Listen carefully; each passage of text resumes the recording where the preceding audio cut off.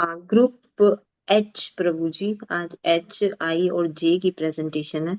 Group H में राघवेंद्र प्रभु जी, आप करेंगे ना शेयर आज? माता जी मंगलाचरण कर लेते हैं, उसके बाद को जी होस्ट जी। बनाते हैं। अच्छा अच्छा अच्छा।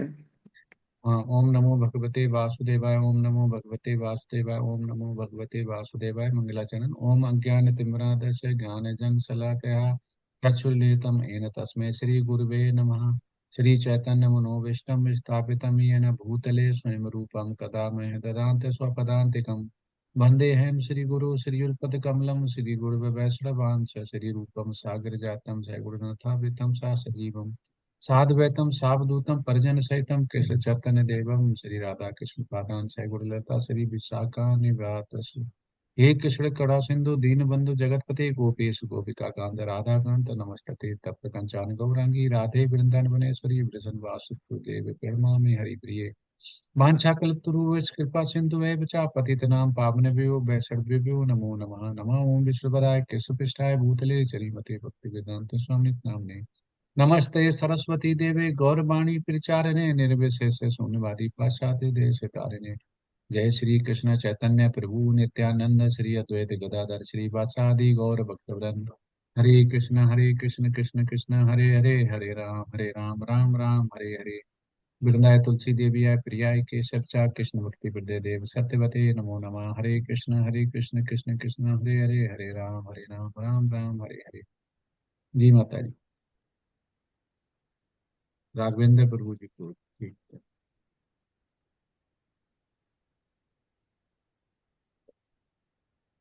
बना दिया है। जी प्रभु जी स्क्रीन शेयरिंग करेगा।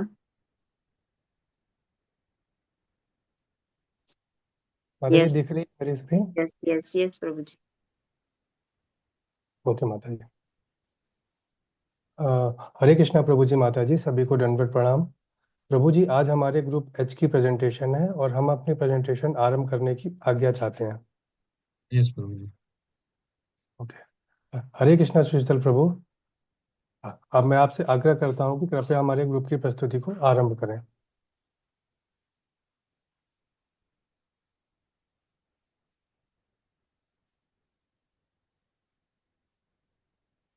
श्रीस्थल प्रभु, हरे कृष्णा। हरे कृष्णा दंडनाम सभी को हरे कृष्णा हरे कृष्णा। तो प्रभु जी आज जो है हमें टॉपिक मिला हुआ है कि काम का त्याग बनाम भक्ति में काम करना। तो ये इस पे हम लोग चर्चा करते हैं। सभी को दंडनाम। तो यहाँ पे त्याग से नहीं बल्कि भक्ति से मन शुद्ध होता है। तो 2.59 में कहा गया है श्लोक में कि केवल इंद्रियों को रोकने से विषय की तृष्णा नहीं मिटती। जब कोई भगवान के उच्च आनंद को अनुभव करता है तो वो स्वाभाविक रूप से सांसारिक सुख से विमुख हो जाता है। तो यहाँ पे दूसरा कहा गया है कि कर्म का त्याग नहीं करना बल्कि भक्ति में कर्म श्रेष्ठ करने हैं। ये अध्याय 3 के 9वें श्लोक से है। स्वार्थ के लिए किया गया कार्य बंधनकारी होता है, लेकिन अगर हम इसे कर्म को फल को भगवान को दे दें तो ये बंधनकारी नहीं होगा। यदि किसी यज्ञ भगवान की सेवा के रूप में किया जाए तो वो मोक्षदायी बनता है। और इसका तीसरा है कर्म योग कर्म संन्यास से श्रेष्ठ है। ये 5.2 का है। कर्म संन्यास त्याग और कर्म योग भगवान की सेवा में कर्म दोनों ही मोक्षकारी हैं, लेकिन कर्म योग श्रेष्ठ है क्योंकि उसमें व्यक्ति सेवा करते हुए कृष्ण भावनाओं में स्थिर रहता है।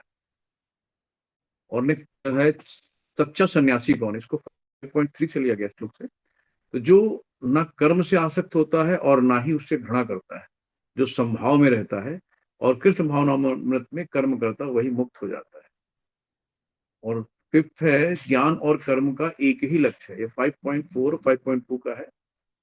5.4 5.5 का केवल अज्ञानी लोग ज्ञान यानी सन्यास और कर्म रूप को भिन्न मानते हैं। सच्चाई यह है कि दोनों का अंतिम लक्ष्य भगवान की प्राप्ति ही है। कर्मयोग से शीघ्र ही मोक्ष मिलता है। ये 5.6 से लिया गया है। केवल कर्म का त्याग करना कठिन और कष्टदायक है, लेकिन भगवान की भक्ति में कर्म करने से शीघ्र ही मुक्ति प्राप्त होती है।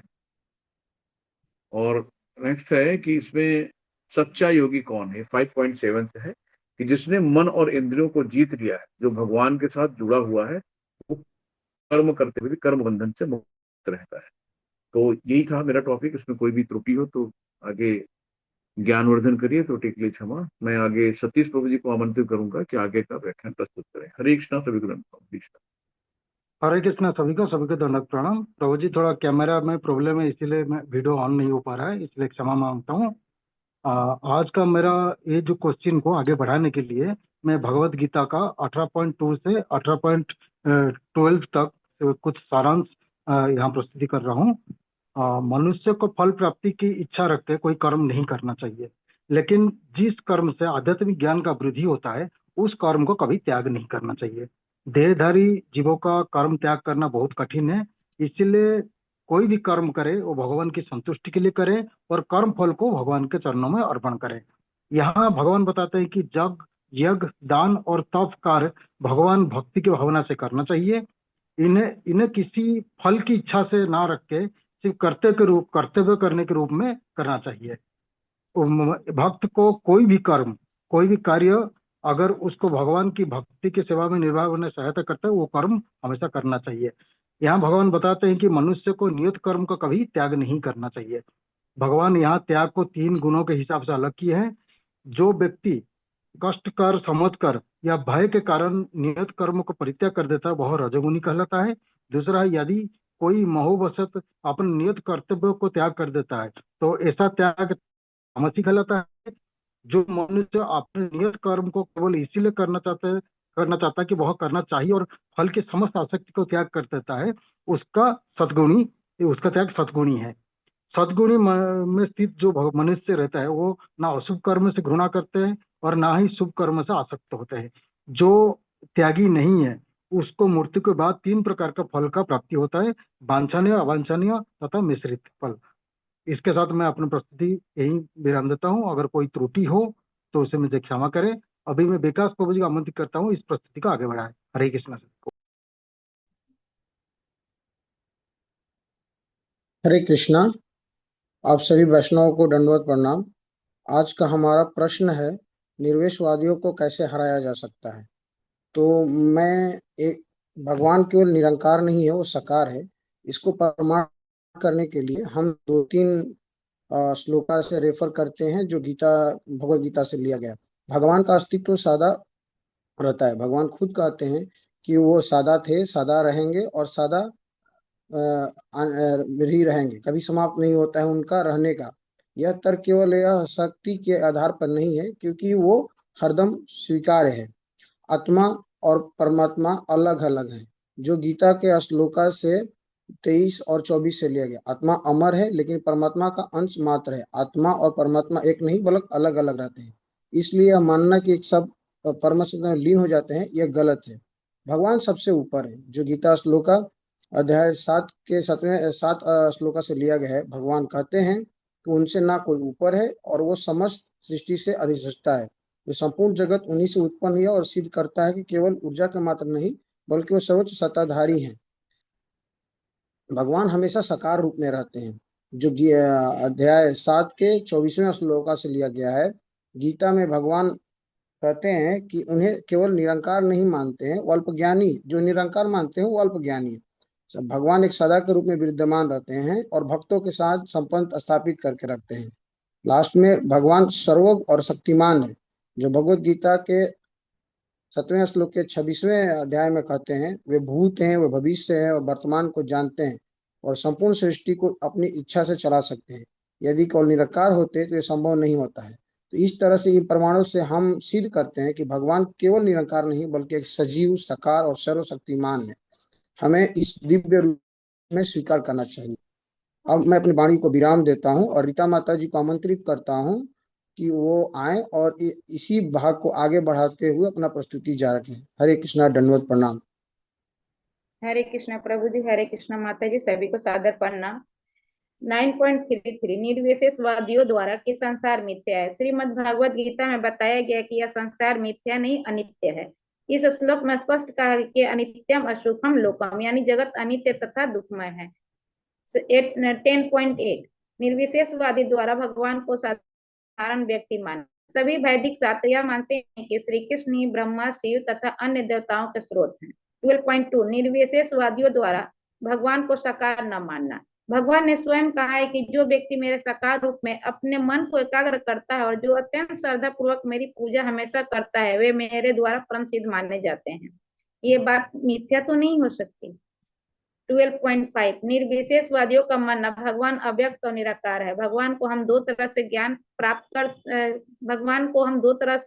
कर सकते हैं, ज्ञान योग के द्वारा और भक्ति योग के द्वारा। ज्ञान योग कष्टकारक होता है जबकि भक्ति योग अत्यंत सरल और सुगम होता है। 14.27 परमात्मा तथा निराकार ब्रह्म दोनों ही परम पुरुष के भीतर रहते हैं।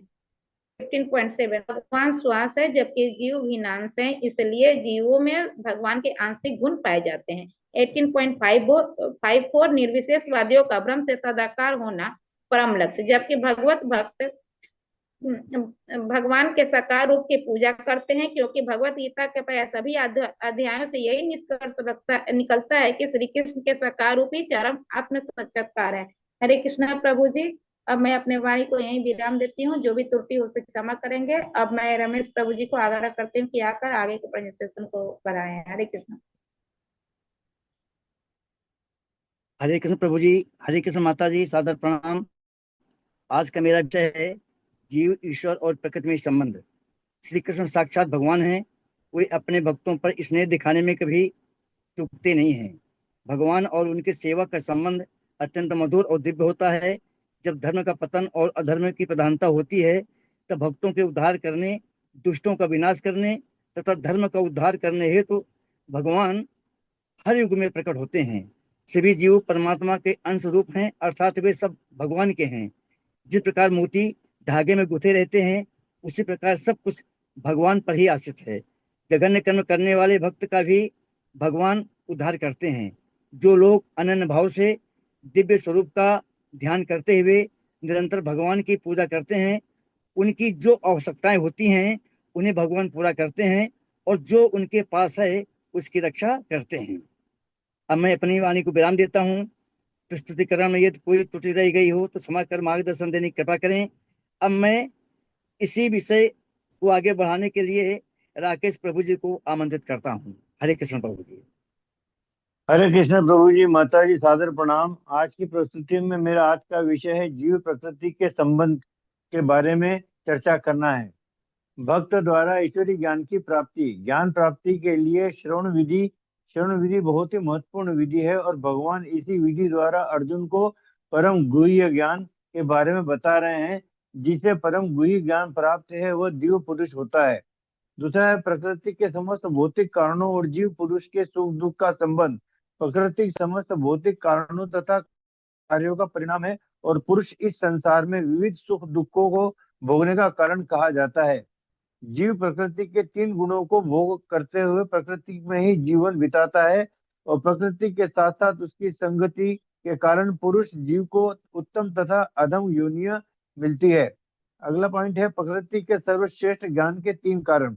भौतिक प्रकृति 3 गुणों से युक्त है। ये है सतो रजो तमोगुण। जब पुरुष जीव प्रकृति के संसर्ग में आता है तब इन तीनों गुणों से बंध जाता है। सतोगुण का मनुष्य को सारे पापों से मुक्त करने वाला है। रजोगुण में जीव पुरुष सकाम कर्मों में बंध जाता है और तमोगुण में अज्ञानता, जड़ता और मोह प्रकट होता है। इसके अगला पॉइंट है वेदों का प्रयोजन। वेदों का प्रयोजन वैदिक अध्ययन द्वारा कृष्ण को समझना है। जो कृष्ण भक्ति में रत है वो वेदों को अच्छी तरह जानता है। भगवान की कृपा से मुक्त होने पर जीव को आध्यात्मिक शरीर प्राप्त होता है, क्योंकि मृत्यु के समय जैसी चेतना होती है वैसा ही शरीर उसको मिलता है। अगला पॉइंट है त्यागमय जीवन। अर्जुन भगवान श्री कृष्ण से त्यागमय जीवन जानने का इच्छुक है। त्यागमय जीवन का उद्देश्य संन्यास आश्रम की तैयारी है। भौतिक इच्छा पर आधारित कर्मों के त्याग को विद्वान लोग संन्यास कहते हैं और समस्त कर्मों के फलों को त्याग को बुद्धिमान लोग त्याग कहते हैं। किंतु यज्ञ, दान, तपस्या, कर्म फल का त्याग कभी भी नहीं करना चाहिए। इन्हें कर्तव्य मान के पूरा करना चाहिए। भौतिक प्रकृति के 3 गुणों सतो रजो तमो गुण में जिस गुण में त्याग किया जाता है उसी के अनुसार त्याग का प्रकार समझना चाहिए। हरे कृष्ण माता जी, हरे कृष्ण प्रभु जी। अभी मैं अगली प्रस्तुति के लिए राधा वैद्येश्वरी देवी को आमंत्रित करता हूँ अपनी प्रस्तुति प्रस्तुत करें। मेरे से कोई त्रुटि हो उसके लिए मैं क्षमा प्रार्थी हूँ। हरे कृष्णा प्रभु जी। हरे कृष्ण प्रभु जी, माता जी, सभी को सादर प्रणाम। मेरी जो प्रश्न है भौतिक प्रकृति के 3 गुण, मैं उसके ऊपर चर्चा करने की कोशिश कर रही हूँ। भगवत गीता 2.45 में ये कहा गया है कि वेद त्रिगुणों जो सत्य, रज और तम से संबंधित है, अर्जुन को इन गुणों से ऊपर उठकर द्वंद्वों से, जो सुख दुख और लाभ हानि, उससे मुक्त होने के लिए कहा जा रहा है। उसे आत्मा में स्थित होकर संपत्ति और सुरक्षा की चिंता छोड़ देनी चाहिए। भगवत गीता 3.27 में सभी कर्म प्रकृति के 3 गुणों द्वारा ही संपन्न होते हैं, और मोहग्रस्त जीव अहंकार से ये सोचता है कि वही करता है। जैसे कि वो बोलता है कि मैं करता हूं, मैंने ये किया, मैंने अपना संसार बनाया, फिर मेरे पास ये जॉब या फिर जो है। फिर भगवत गीता 5.14 में बताया गया है कि भगवान कर्म, कर्तापन या उसके फल की रचना नहीं करते, ये सब प्रकृति के गुणों से उत्पन्न होते हैं। भगवत गीता 13.20 से लेके 13.22 तक ये बताया गया है कि प्रकृति, भौतिक संसार और पुरुष जीवात्मा दोनों सनातन है। प्रकृति कारण और प्रभाव की रचयिता है, जबकि जीव उन्हें भोगता है।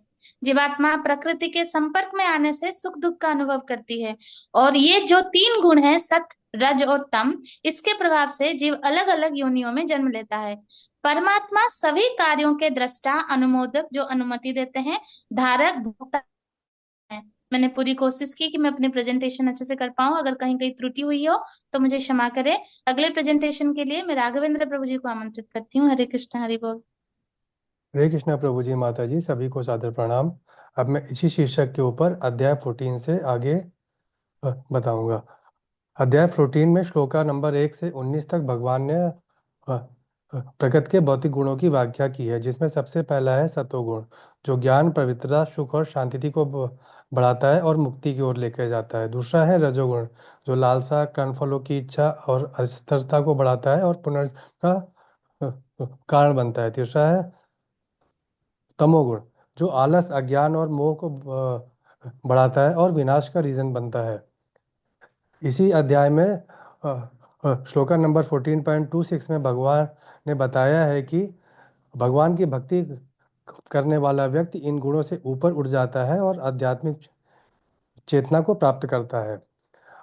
अध्याय 17.1 से 22 तक भगवान ने श्रद्धा, भोजन, तपस्या, यज्ञ तथा अवदान के 3 प्रकार बताए हैं, जो इन गुणों पर आधारित हैं।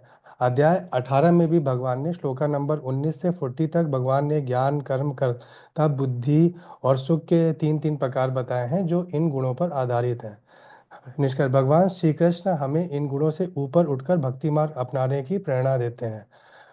अब इसी के साथ मैं अपनी ग्रुप की प्रस्तुति को समाप्त करता हूँ। हमसे हुई त्रुटियों के लिए क्षमा मांगता हूँ और मार्गदर्शन की आकांक्षा करता हूँ। वाञ्छाकल्पतरुभ्यश्च कृपा सिन्धुभ्येव च पतितानां पावनेभ्यो वैष्णवेभ्यो नमो नमः। हरे कृष्णा कृष्ण कृष्ण हरे हरे, हरे राम राम राम हरे हरे। हरे कृष्णा प्रभु जी, माता जी, सभी को सादर प्रणाम। हरे कृष्णा, हरे कृष्णा। तो ये थीमेटिक प्रेजेंटेशन है। इसको जैसे मैंने भी पहले बताया है कि ये जीबीसी से इंस्ट्रक्शन मिलके हमारे जितने भी आचार्य हैं वो लोग बनाते हैं, जिससे कि हमारी स्पिरिचुअल जो गेन है वो हमें ज़्यादा हो, स्पिरिचुअल एडवांसमेंट ज़्यादा हो। तो इसलिए बताया जाता है, क्योंकि हम चैंटिंग तो करते हैं, लेकिन असली जो आनंद है, भगवान की भक्ति है, वो पाने में हमें, जो प्रभुपाद कहते हैं, सर्विसेज में लगता है। तो मेरा प्रश्न ये है कि जैसे हम बोलते हैं स्पिरिचुअल, तो हम लोगों ने भी देखा कि इसमें फल त्यागने का और प्रकृति, और उसके बाद हमने निराकार और उसका खंडन, निर्विशेषवादी का सब देखा। तो स्पिरिचुअल मीन्स एक ग्रुप जो समझा है स्पिरिचुअल, जो अध्यात्म है, उसके उसका मीनिंग क्या समझा है? स्पिरिचुअल मीन्स क्या होता है?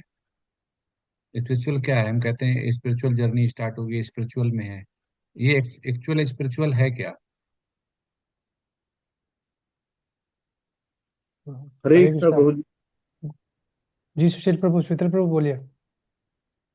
बोलिए बोलिए, आप बोलते हो, बोलिए। हरे कृष्णा प्रभु जी। प्रभु जी, जैसे जब हम इस संसार में आते हैं तो हमको बद्ध आत्मा बोला गया है, जो क्योंकि हम तीनों गुणों से बंधे हुए हैं। और हम जो भी कार्य करते हैं या कर्म करते हैं अपनी इंद्रियों के स्तर पर करते हैं प्रभु जी कि हमें इंद्रिय सुख मिलेगा। जब हम इंद्रिय सुख से ऊपर उठकर काम करते हैं, स्पिरिचुअल मतलब आध्यात्मिक मतलब आत्मा के स्तर पर काम करते हैं, आत्मा की शुद्धि के लिए काम करते हैं, तो उसको आध्यात्मिक बोला जाता है। प्रभु मेरी समझ से इतना ही, बाकी कुछ हो तो मार्गदर्शन करिए प्रभु। जी गुरु। और कुछ इसमें कोई ऐड करना चाहते हैं? हरे हरे कृष्ण प्रभु कृष्ण। जी। हाँ, प्रभु जी, जब हम रजो और तमोगुण से निकलकर सतोगुण में आते हैं तो हमारी जर्नी स्टार्ट होती है स्पिरिचुअल। यानी कि जब हम भगवान की भक्ति करना शुरू करते हैं, दो गुणों से निकल के तीसरे गुण में सतोगुण में आते हैं, यहाँ से स्पिरिचुअल जर्नी स्टार्ट होती है।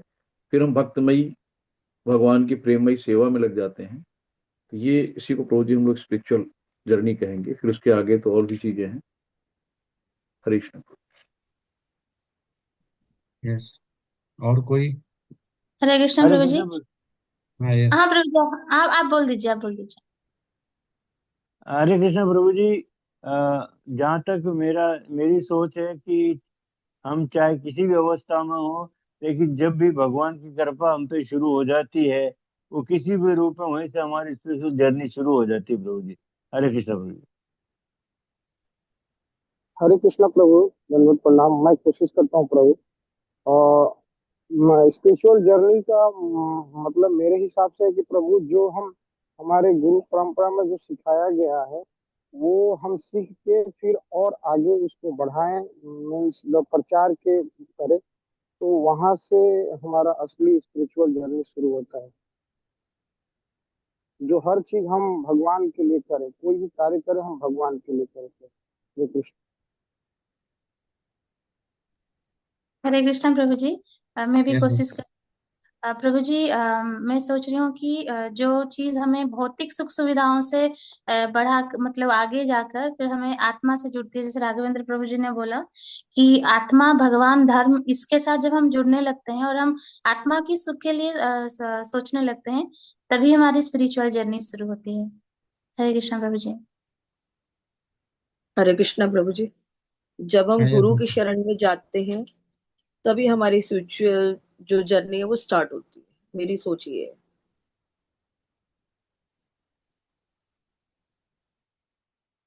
और कोई ऐड करना? हरे कृष्णा प्रभु जी।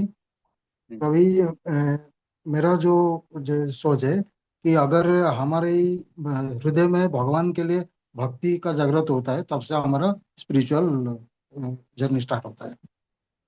हरे कृष्ण। यस। और कोई ऐड करना चाहता है?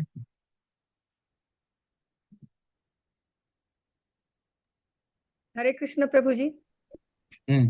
प्रभु जी, जब हमें भगवान पे विश्वास होता है, हम भक्तों का संग करते हैं, तब वहां से हमारा सुनते हैं। हम जब जब भगवान के बारे में सुनते हैं और भक्तों का संग करते हैं और हमें विश्वास होने लगता है भगवान पे, तब वहां से हमारा स्टार्ट होता है स्पिरिचुअल जर्नी। तो माता जी ने बोला कि जब हम सुनते हैं, श्रवण करते हैं और विश्वास होने लगता तब हमारा होता है। अब हम देखते हैं प्रभु कि जी, हाँ।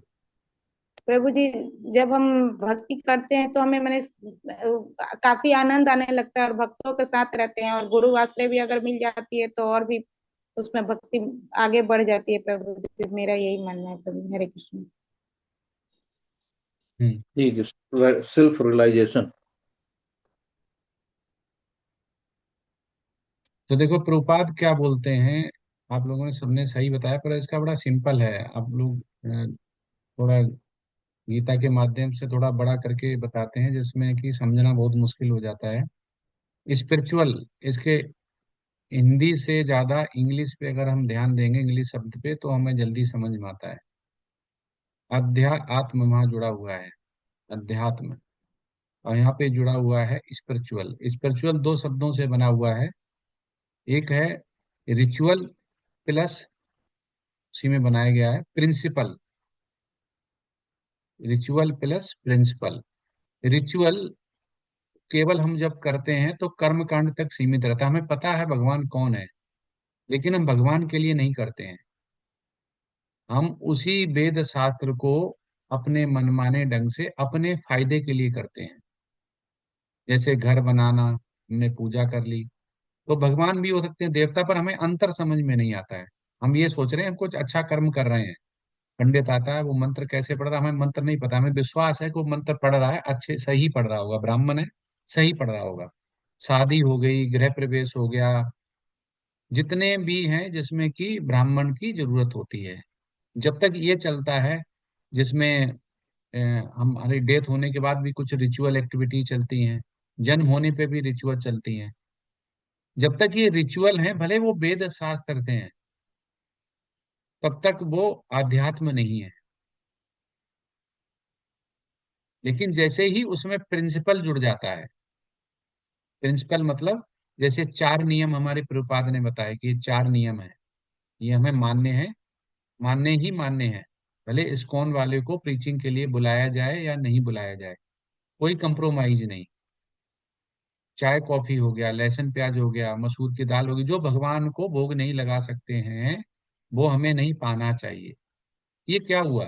ये सारे प्रिंसिपल हैं। सुबह ब्रह्म मुहूर्त उठ के हमें 16 माला मिनिमम करनी है, प्रभुपाद ने बोला, ये प्रिंसिपल है।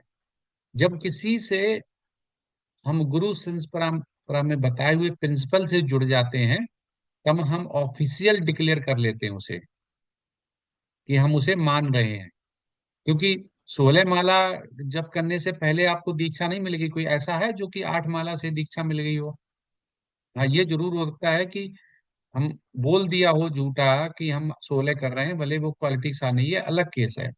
लेकिन एक्चुअल में तो प्रभुपाद ने क्या बोले, 16 माला करने वाले को, 4 नियम करने वाले को, और जब वो जो टेम्पल के प्रेसिडेंट से किसी न किसी से रिकमेंडेशन होगी तभी दीक्षा मिलेगी। तो क्या हो गए? ये नियम हो गए, ये प्रिंसिपल हो गए। 16 माला, 4 नियम, 1 साल से चाय कॉफी ना पियो, और जो भगवान को भोग लगाया जाता है वैसा ही भोजन या प्रसादम पाया हो। तो स्पिरिचुअल मतलब क्या हो गया? Ritual plus principle. जब ये दोनों मिल जाते हैं, तब हमारा ये बन जाता है।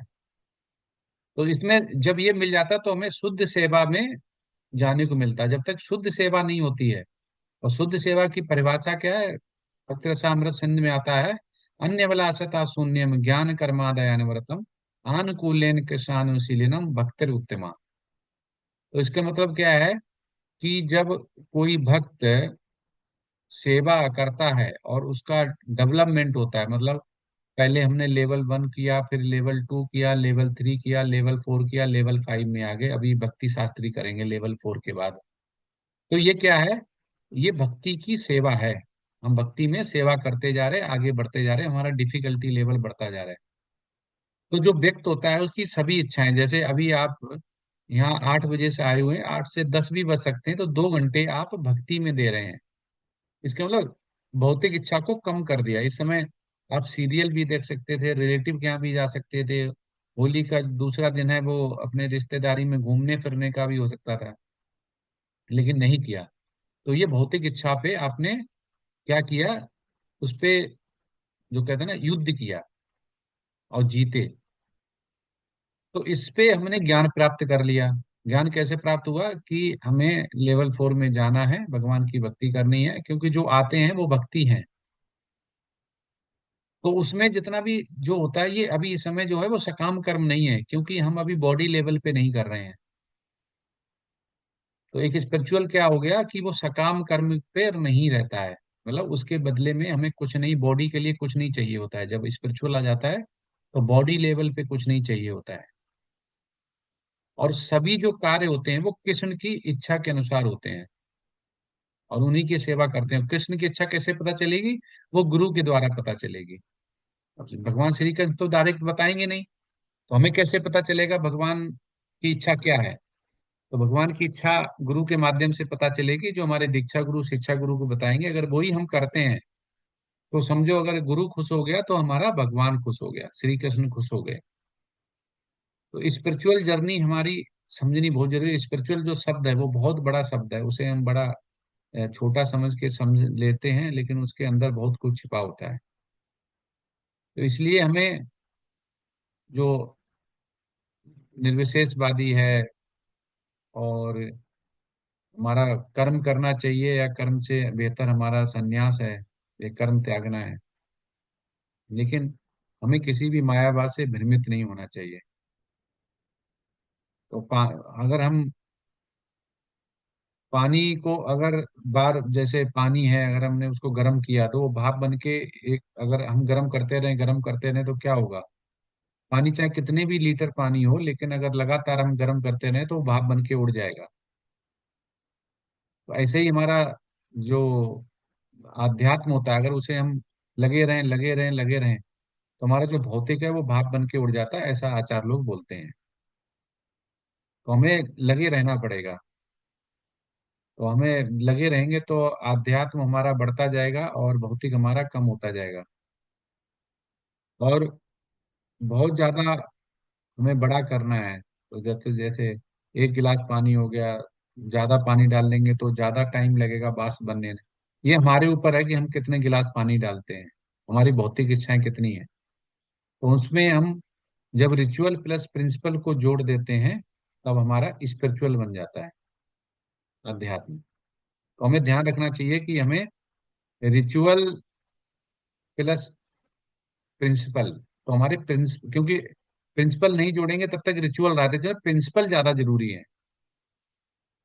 तो जो भी नियम है, रेगुलेशनरी प्रिंसिपल्स हैं, वो हमें जरूर फॉलो करने हैं, तभी कंप्लीट शब्द बनता है रिचुअल प्लस प्रिंसिपल। तो इसका मतलब इस पे जोर क्यों दिया गया है? जोर इसलिए दिया गया है कि प्रिंसिपल हमारे बहुत ज्यादा महत्वपूर्ण है, जो कि हमारे शास्त्र, साधु, ग्रंथ, आचार से आते हैं, तो हमें बताया जाता है। हरे कृष्णा। अब अगली प्रेजेंटेशन लेते हैं। Hare Krishna Prabhu ji. Group I, please raise your hand. ये रहता है कि थायराइड ही की वजह से है। जी जी। हाँ, आदित्य गर्ग प्रभु जी, आप करेंगे स्क्रीन शेयरिंग? जी माता जी, मैं कर रहा हूँ। डॉक्टर आदित्य गर्ग प्रभु जी, उनको जी करना माता जी। दीजिए।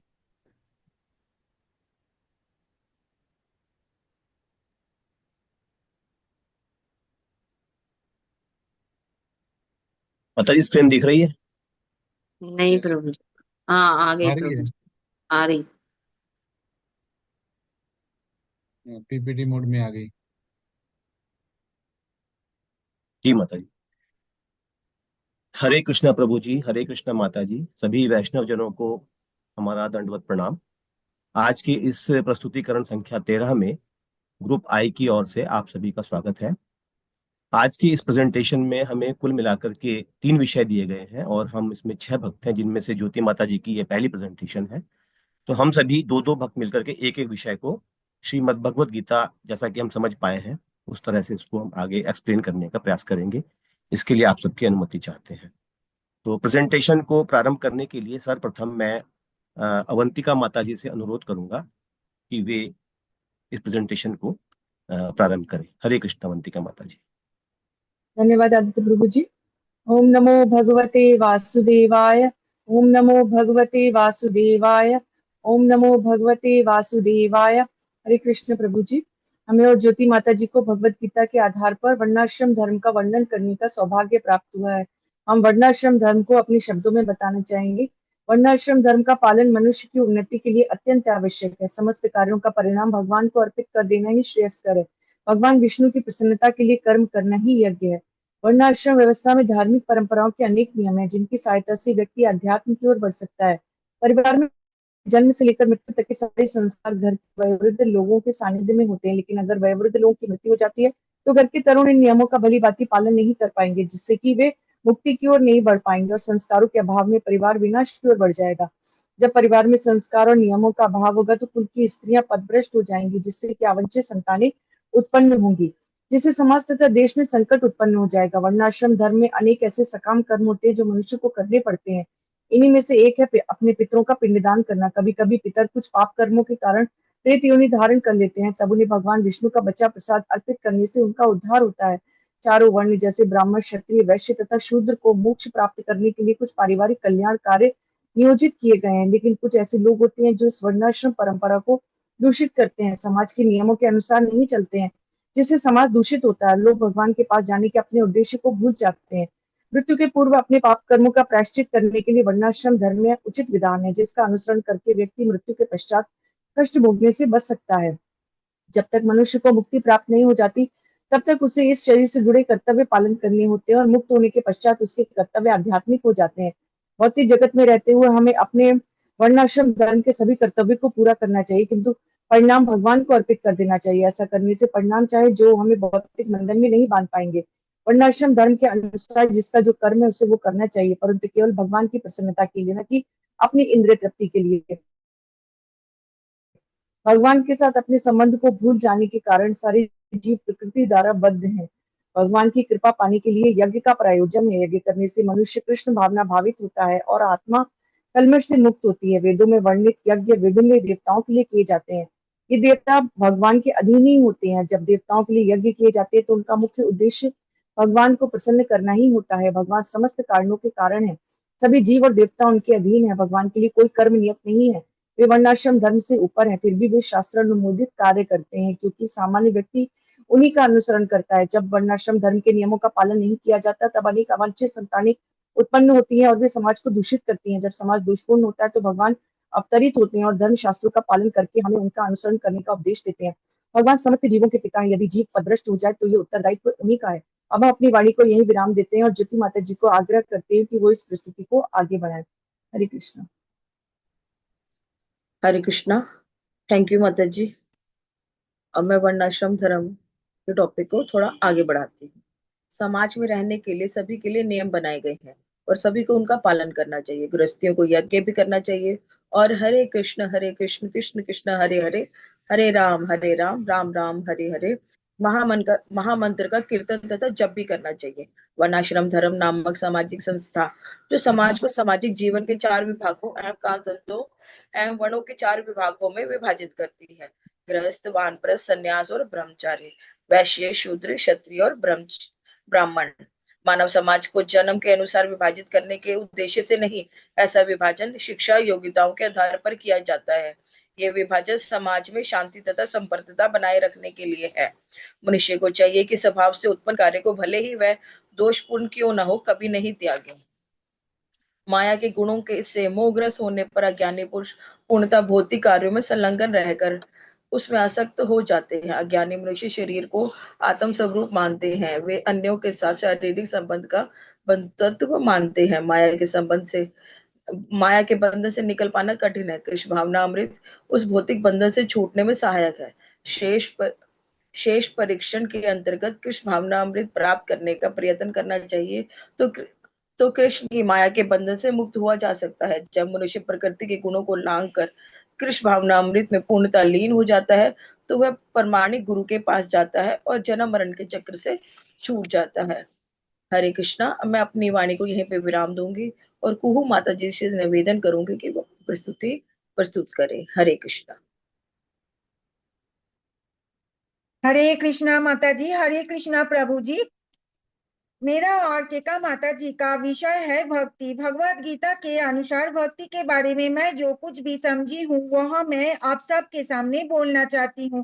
कृष्णा भावान्वित व्यक्ति का दृढ़ निश्चय ज्ञान पर आधारित है। जिस प्रकार वृक्षों के जड़ सींचने पर सतही पत्तियां तथा टहनियां में जल पहुंच जाता है, उसी तरह कृष्ण भावान्वित होने पर मनुष्य प्रत्येक प्राणी की अर्थात अपनी परिवार समाज की सर्वोच्च सेवा कर सकता है। कृष्ण भावामृत में दोष होने के लिए मनुष्यों को प्रामाणिक गुरु के उपदेशों को जीवन का लक्ष्य मान लेना होगा। भगवान अमर जोगविद्या का उपदेश सूर्यदेव को दिए और सूर्यदेव मनु को, मनु ने इक्ष्वाकु को दिया। श्रवण, कीर्तन, स्मरण, पादसेवन, बंधन और चंदास शाक्य तथा आत्मनिवेदन के द्वारा भगवान के चरण कमल की सेवा में रत होना चाहिए। भगवान की दिव्य प्रेमा भक्ति में तत्पर रहना चाहिए। ये विधि इतना सरल है कि निर्धन से निर्धन व्यक्ति को योग्यता के विचार किए बिना इसे पाने का प्रयास करना चाहिए। यदि कोई प्रेम तथा भक्ति के साथ भगवान को पत्रों, पुष्पों, फल या जल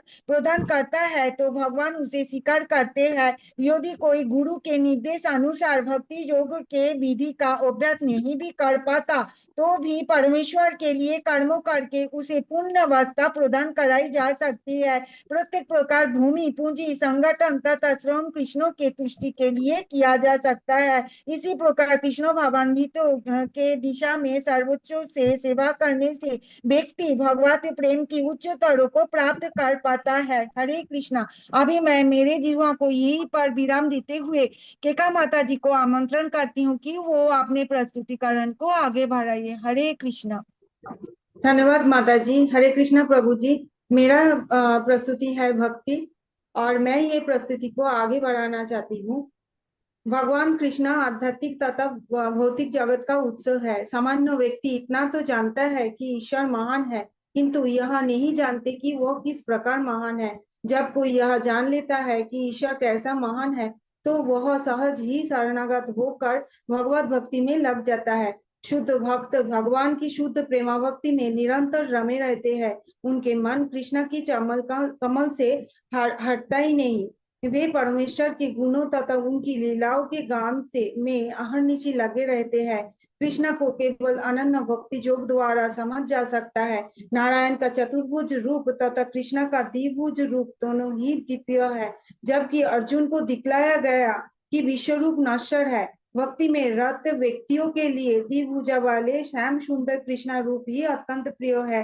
जो व्यक्ति भगवान की शुद्ध भक्ति में तत्पर होता है और भगवान के लिए कर्म करते हैं, भगवान को ही जीवन के चरम लक्ष्य समझते हैं, वो और प्रत्येक जीव से मैत्री भाव रखते हैं, वो निश्चित रूप से कृष्णा को ही प्राप्त करते हैं। यह ही कृष्ण ज्ञान का न्यूनतम ज्ञान है। जब तक भक्ति का अस्तित्व रहता है तब तक ईश्वर भक्त तथा भक्ति का विधि भी रहते हैं। ऐसा ज्ञान का नाश मुक्ति के बाद भी नहीं होता। चेतो दर्पण मर्जनम हरे कृष्ण महामंत्र को निरंतर जप करने से मनुष्य शुद्ध होता है और भक्ति में प्रगति करते हैं। अभी मैं अपना जीवा को विराम देते हुए आदित्य प्रभु जी को अनुरोध करती हूँ कि वो अपना प्रस्तुति को आगे बढ़ाए। हरे कृष्ण। धन्यवाद माता जी। अभी वैष्णव जनों को मेरा दंडवत प्रणाम। अगला विषय है अनन्य भक्ति, जिससे मुरली प्रभु जी और मैं हम संयुक्त रूप से इसका उत्तर देने का प्रयास करेंगे। पहले मैं अपना प्रस्तुतिकरण प्रारंभ करता हूँ। अनन्य भक्त भगवान श्री कृष्ण को ही आदि परम पुरुष मानते हुए उनके चरण कमलों की भक्ति में अविचल भाव से लीन रहता है। वह सदैव दैवी प्रकृति में स्थित रहकर आध्यात्मिक प्रकृति के निर्देशन में कार्य करता है तथा भौतिक प्रकृति से प्रभावित नहीं होता। साथ ही वह महात्माओं, शुद्ध भक्तों तथा वैदिक शास्त्रों की संगति से क्रमशः प्रगति करता है। इस प्रकार अनन्य भक्त अपने पास उपस्थित साधनों द्वारा शुद्ध भक्ति भाव से अथवा कोई साधन न होने पर भी पत्रम, पुष्पम, फलम, तोयम द्वारा भगवान की अनन्य भक्ति करता है। इस प्रकार भक्ति योग के सरल, सुगम तथा सर्वोच्च माध्यम द्वारा यह भक्त भगवान की भक्ति में लीन रहकर किसी भी चीज, यहाँ तक कि स्वर्ग की इच्छा भी न करके भगवान के शरणागत हो जाता है तथा महात्मा की श्रेणी प्राप्त करता है।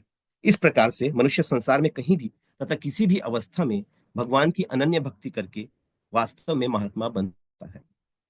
दूसरी ओर भगवान के अनन्य भक्त सजीव अध्यात्मवादी हैं और उन्हीं में स्थित रहते हैं।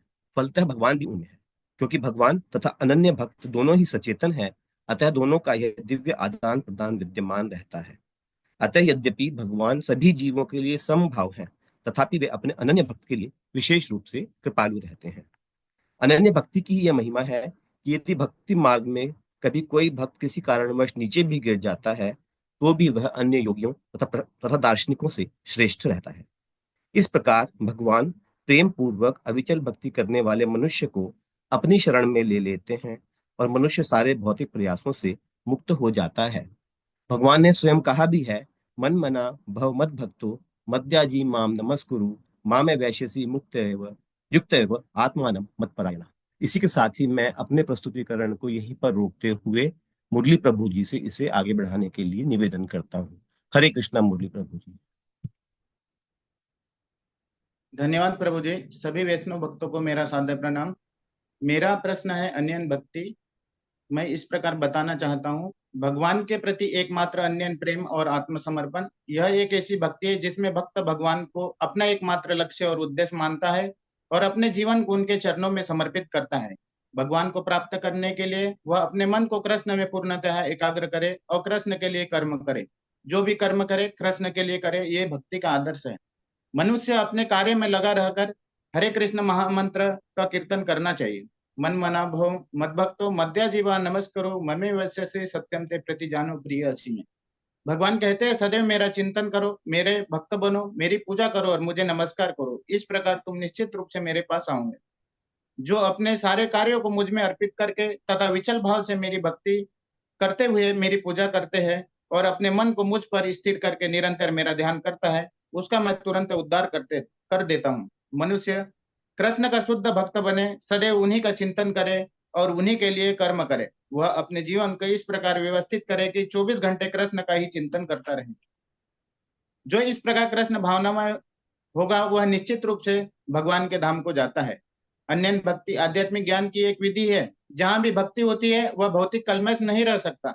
भगवत भक्ति तथा स्वयं भगवान एक है, क्योंकि दोनों आध्यात्मिक है। भक्ति परमेश्वर की अंतरंगा शक्ति के भीतर होती है और भगवान ने इसे जिस रूप में कहा उसी रूप में समझा जाना चाहिए। भगवान के इस दर्शन को समझने तथा उनके दिव्य सेवा में प्रवृत्त होने से प्रत्येक व्यक्ति प्रकृति के तीनों गुणों के समस्त कलमश से मुक्त हो जाता है।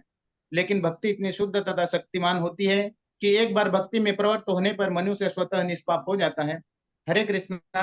अब मैं अपनी वाणी को यहीं पे विराम देता हूँ और ग्रुप पाई की प्रस्तुति को समाप्त करता हूँ, जिसमें हमसे जो भी त्रुटि हुई हो हम क्षमा प्रार्थी है और आगे के लिए मार्गदर्शन चाहते हैं। अब मैं वैष्णव प्रणाम मंत्र बोलकर प्रस्तुति को विराम देता हूँ। वाञ्छाकल्पतरुभ्यश्च कृपा सिन्धुभ्येव च पतितानां पावनेभ्यो वैष्णवेभ्यो नमो नमः। हरे कृष्णा कृष्ण कृष्ण हरे हरे, हरे राम राम राम हरे हरे। हरे कृष्ण प्रभु जी, सभी को सादर प्रणाम। हरे कृष्णा। बहुत सुंदर प्रेजेंटेशन है। इस ग्रुप से मेरे दो प्रश्न हैं जो इसी से हैं जो आपने किया है। पहला ये है कि वर्ण आश्रम जो हमने पढ़ा, सबसे पहली प्रेजेंटेशन की पहली स्लाइड थी वर्ण आश्रम, उसका उद्देश्य क्या है? आज कलयुग में हम बैठे हुए, उसका उद्देश्य क्या है? दूसरा है पतित। पतित को हम कैसे समझें? जो पतित बोलते हैं वो पतित क्या है, हम उसको कैसे समझें? जो पतित जीव बोलते हैं, पतित शब्द आता है, वो क्या चीज है, उसको हम कैसे समझें और उससे कैसे हम छुटकारा पा सकते हैं कि हम पतित नहीं है? ये दो प्रश्न है। हरे कृष्ण वर्ण प्रभु जी। आश्रम का उद्देश्य क्या है? हरे कृष्ण प्रभु जी। प्रभु जी, यस। पहले वर्णाश्रम का उद्देश्य है कि हमारा जो जितने भी हमारे जो नियम जो बनाए गए हैं हमारे मनुष्य के लिए, वो सभी सुचारू रूप से होते रहें। सभी जैसे कि अगर किसी का कोई पढ़ने की है तो उसका वो जो उसकी शिक्षा पूर्ण हो, उसके बाद में ही वो गृहस्थ आश्रम में प्रवेश करे और उसके बाद में फिर जो संन्यास आश्रम में आए।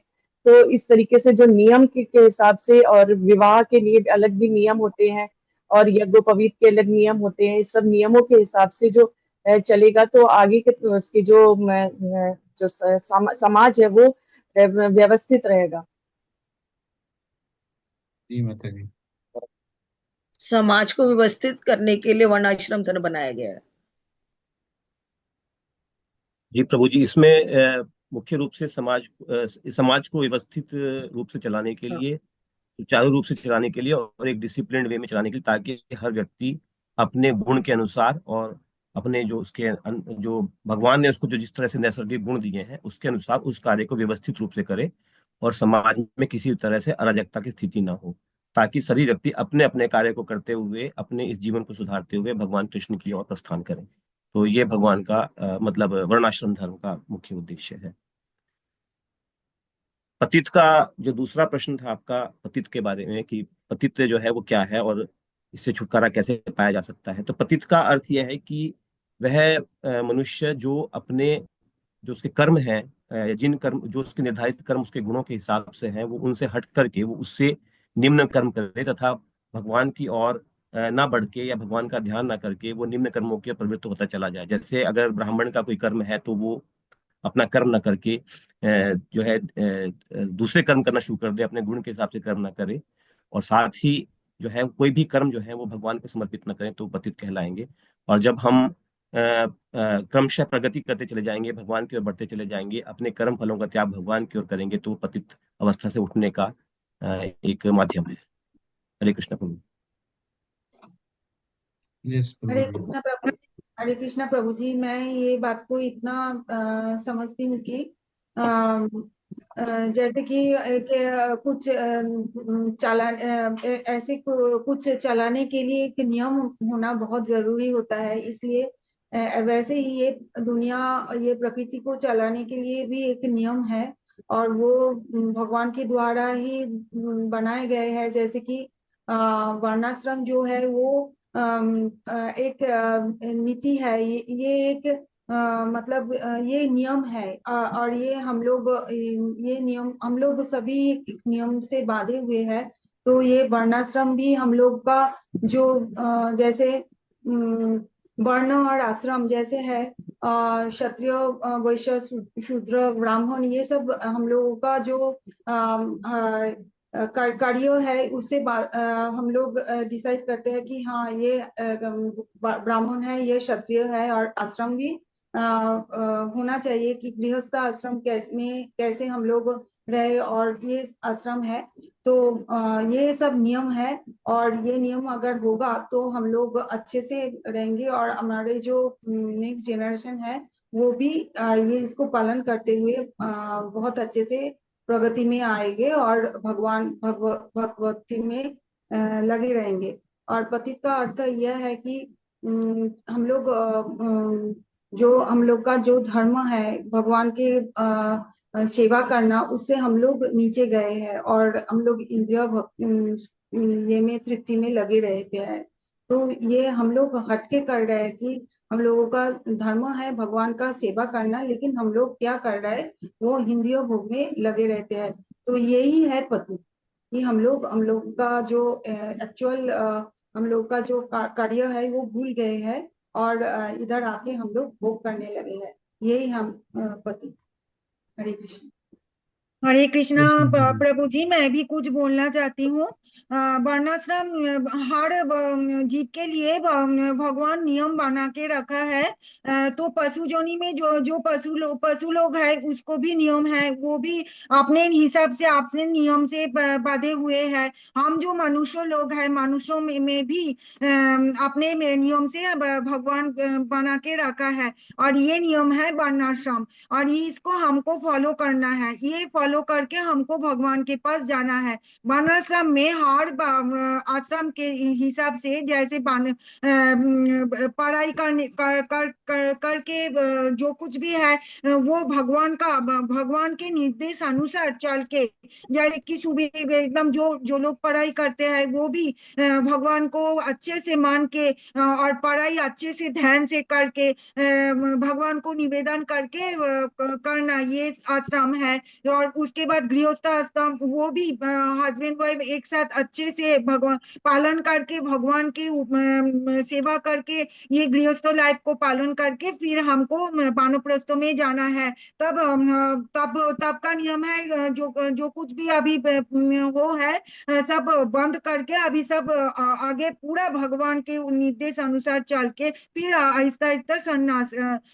तो ऐसे नियम भगवान बना के रखे क्योंकि हमारे दुनिया चल सकते हैं, इस डिसिप्लिन के अनुଯାयी चल सकते हैं और दुनिया का खत्म ना हो जाए। अगर वर्णाश्रम नहीं होगा तो दुनिया में बहुत सारे अराजकता बोलते हैं वो आ जाएगा। तो इसलिए वर्णाश्रम धर्मो भगवान ने बना के रखा है। और पतित आत्मा वो होता है, भगवान ने ऐसे बोला स्वधर्मों में काम करो, वो उसमें निधन आ जाए तो भी अच्छा, लेकिन परो धर्मो भयावह। तुम अगर ब्राह्मण क्षत्रिय वैश्य जिसमें जो जैसा तुम्हारा है धर्म है वैसे में काम करके और भगवान को सेवा करके भगवान के को सब कुछ निवेदन करके आगे बढ़ना है। और जो लोग ऐसा नहीं करते, भगवान को सेवा नहीं करते और ये नियम नहीं पालन करते और अराजकता इंद्रियों सुख के पीछे लगा रहता है, उसका आत्मा पतित आत्मा होता है। हरे कृष्ण। एक ठीक है, सभी ने बता दिया। ठीक है, सबने सही बताया। इसको कंक्लूजन में लेते हैं संक्षिप्त में कि अब हमारे आचार्य लोग क्या बोलते हैं, प्रभुपाद क्या बोलते हैं। प्रभुपाद बोलते हैं कि जो हम पहले वर्ण और आश्रम, तो वर्ण हो, हम लोग वर्ण आश्रम को एक में समझ लेते हैं। यहाँ पे दो चीजें हैं, वर्ण अलग है, आश्रम अलग है।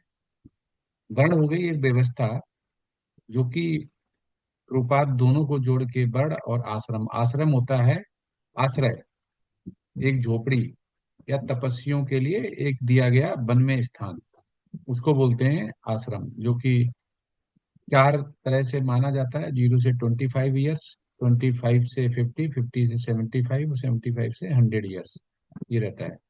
ये जीवन काल के चार आश्रम रहते हैं।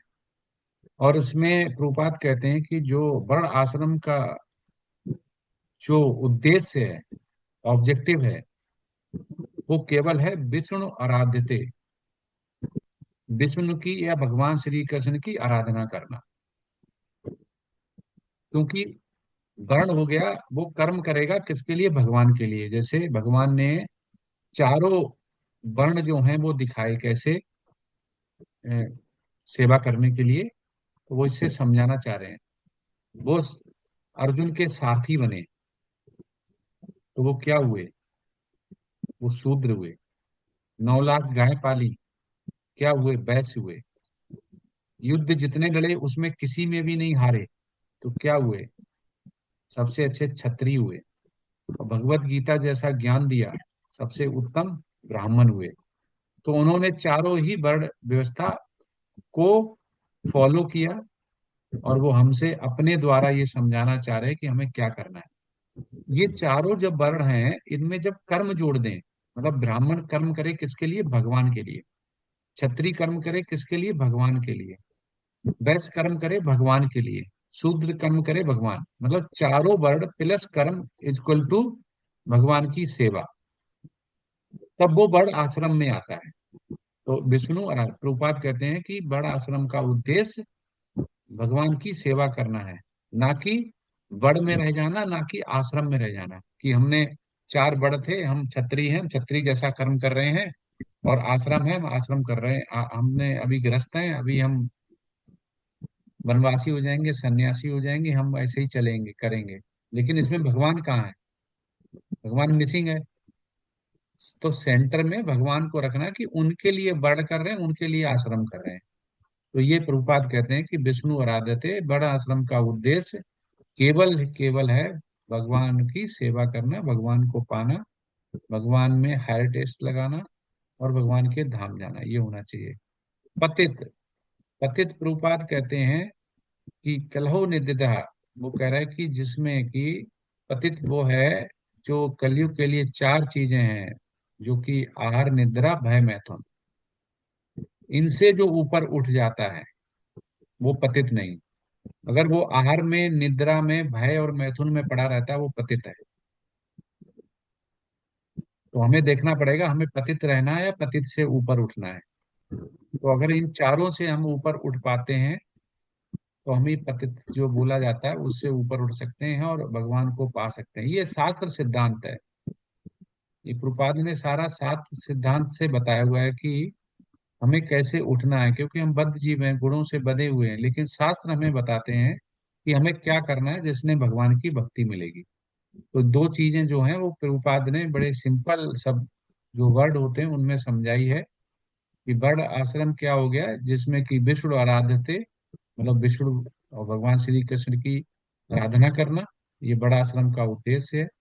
और पतित जो है वो अपने अपने आप को देखना चाह रहा है, तो आहार, निद्रा, भय, मैथुन, ये चार जो हैं सिद्धांत, उनसे वो समझ सकता है कि हम पतित हैं या नहीं है। तो हमें इसमें सर्वधर्मान् परित्यज्य मामेकं शरणं व्रज अहं त्वं सर्वपापेभ्यो मोक्षाय शुचा। तो जितने भी जो हमने धर्म अपने बॉडी लेवल पे बनाए हुए हैं, सकाम कर्म के लिए बनाए गए, जिसमें भगवान नहीं है सेंटर में, उनको त्याग देना है। और जो प्रभुपाद ने बोला हुआ है, हमारे आचार्यों ने बोला हुआ है कि हमें पतितता से कैसे ऊपर उठना है, तो जीवन का उद्देश्य क्या होना चाहिए? जीवन का उद्देश्य होना चाहिए भगवान की सेवा करना। इसीलिए हमें 84 लाख जो योनियां हैं उसको क्रॉस करके हमने मनुष्य का जीवन लिया कि हम देख सकते हैं, इंद्रियां लगा सकते हैं, हम भगवत गीता पढ़ सकते हैं, भागवतम पढ़ सकते हैं, हम सुन सकते हैं। उसके बाद हम भगवान को जान सकते हैं, भगवान की सेवा करना। तो ये दो हमारे पतित और का उद्देश्य, उससे ऊपर उठना। और बड़ा आश्रम का उद्देश्य है कि विष्णु आराध्य थे। हरे कृष्णा। अब अगली प्रेजेंटेशन लेते हैं। हरे कृष्णा प्रभु जी। प्रभु जी, ग्रुप जे की प्रेजेंटेशन है और इसमें शिव भान प्रभु जी हैं। प्लीज रेज कीजिए hand. Group J, group J, please raise your hand.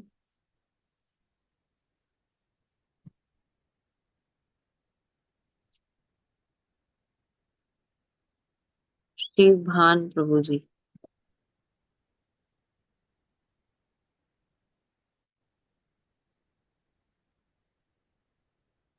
मेरी आवाज आ रही है प्रभु जी?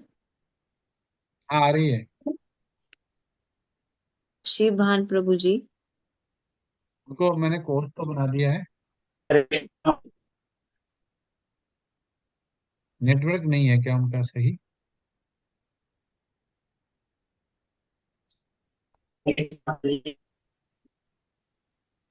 प्रभु जी, इनकी फर्स्ट प्रेजेंटेशन है ग्रुप की अभी आज। यस प्रभु जी, शेयर करिए पीपीटी। आपकी वॉइस तो नहीं आ रही क्लियर, या तो नेटवर्क इशू है।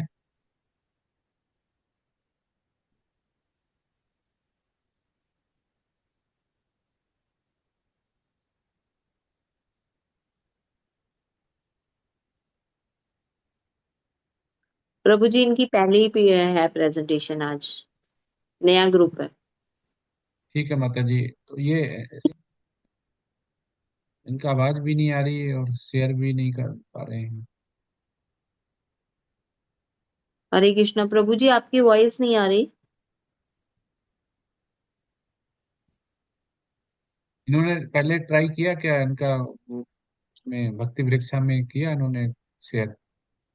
हाँ, किया हुआ है। राघवेंद्र प्रभु जी, आप शेयर कीजिए। ग्रुप जे की मैंने डाली हुई है उसमें, हिंदी लेवल में। हरे कृष्णा माता जी। हाँ, ग्रुप जे की आप कीजिए पीपीटी शेयर। हरे कृष्णा माता जी।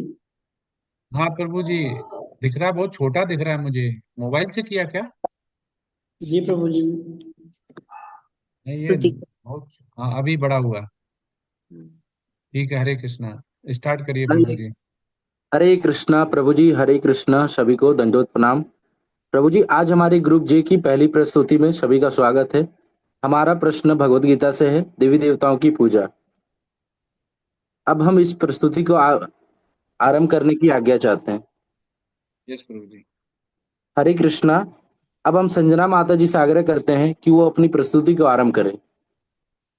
हरे कृष्णा प्रभु जी, मेरा सादर प्रणाम। मेरा विषय है देवी देवताओं की पूजा, भगवत गीता अध्याय 3 श्लोक नंबर 11 और 12।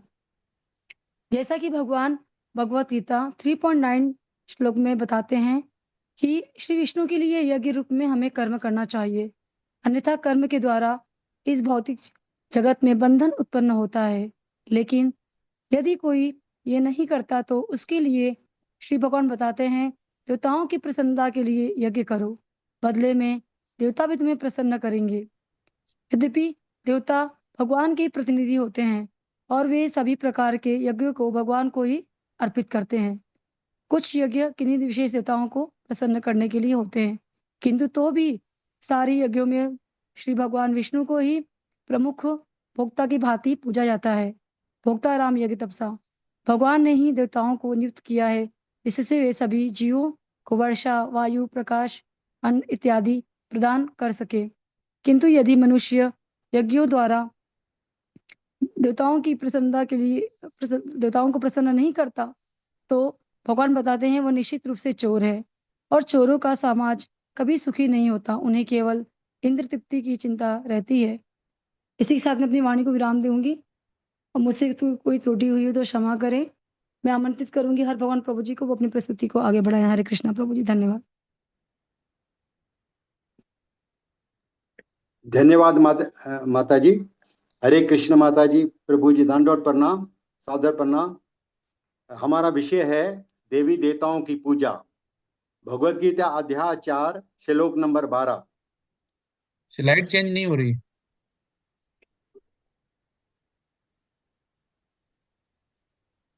हरे कृष्णा प्रभु जी, पीपीटी नहीं। स्लाइड आगे चेंज करें।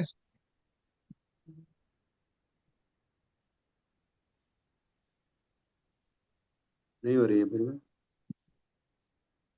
नहीं दिख भी नहीं रही वो तो।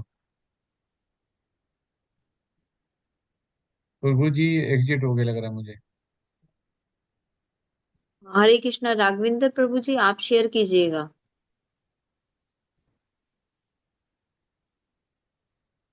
अभी इनको थोड़ा प्रैक्टिस नहीं है शायद।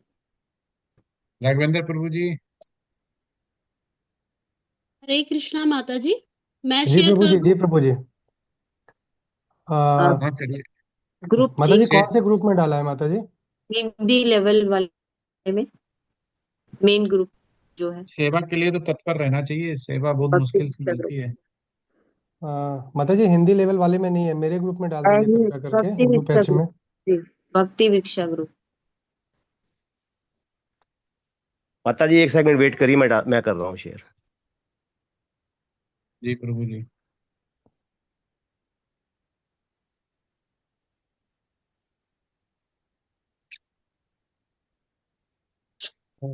माता जी ग्रुप जे है ना, ग्रुप जे? जी जी जी प्रभु। ओके, मैं कर रहा हूँ माता जी।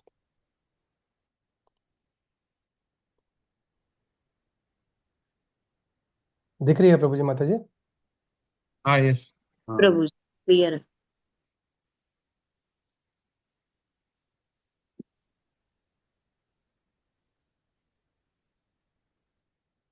शिव भान प्रभु जी, आप स्टॉप कीजिए स्क्रीन शेयरिंग, आपकी हो रही है।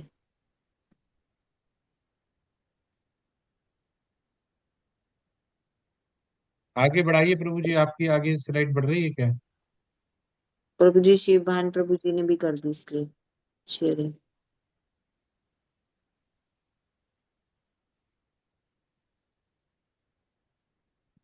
शिव भान प्रभु जी, आप स्क्रीन शेयरिंग मत कीजिएगा।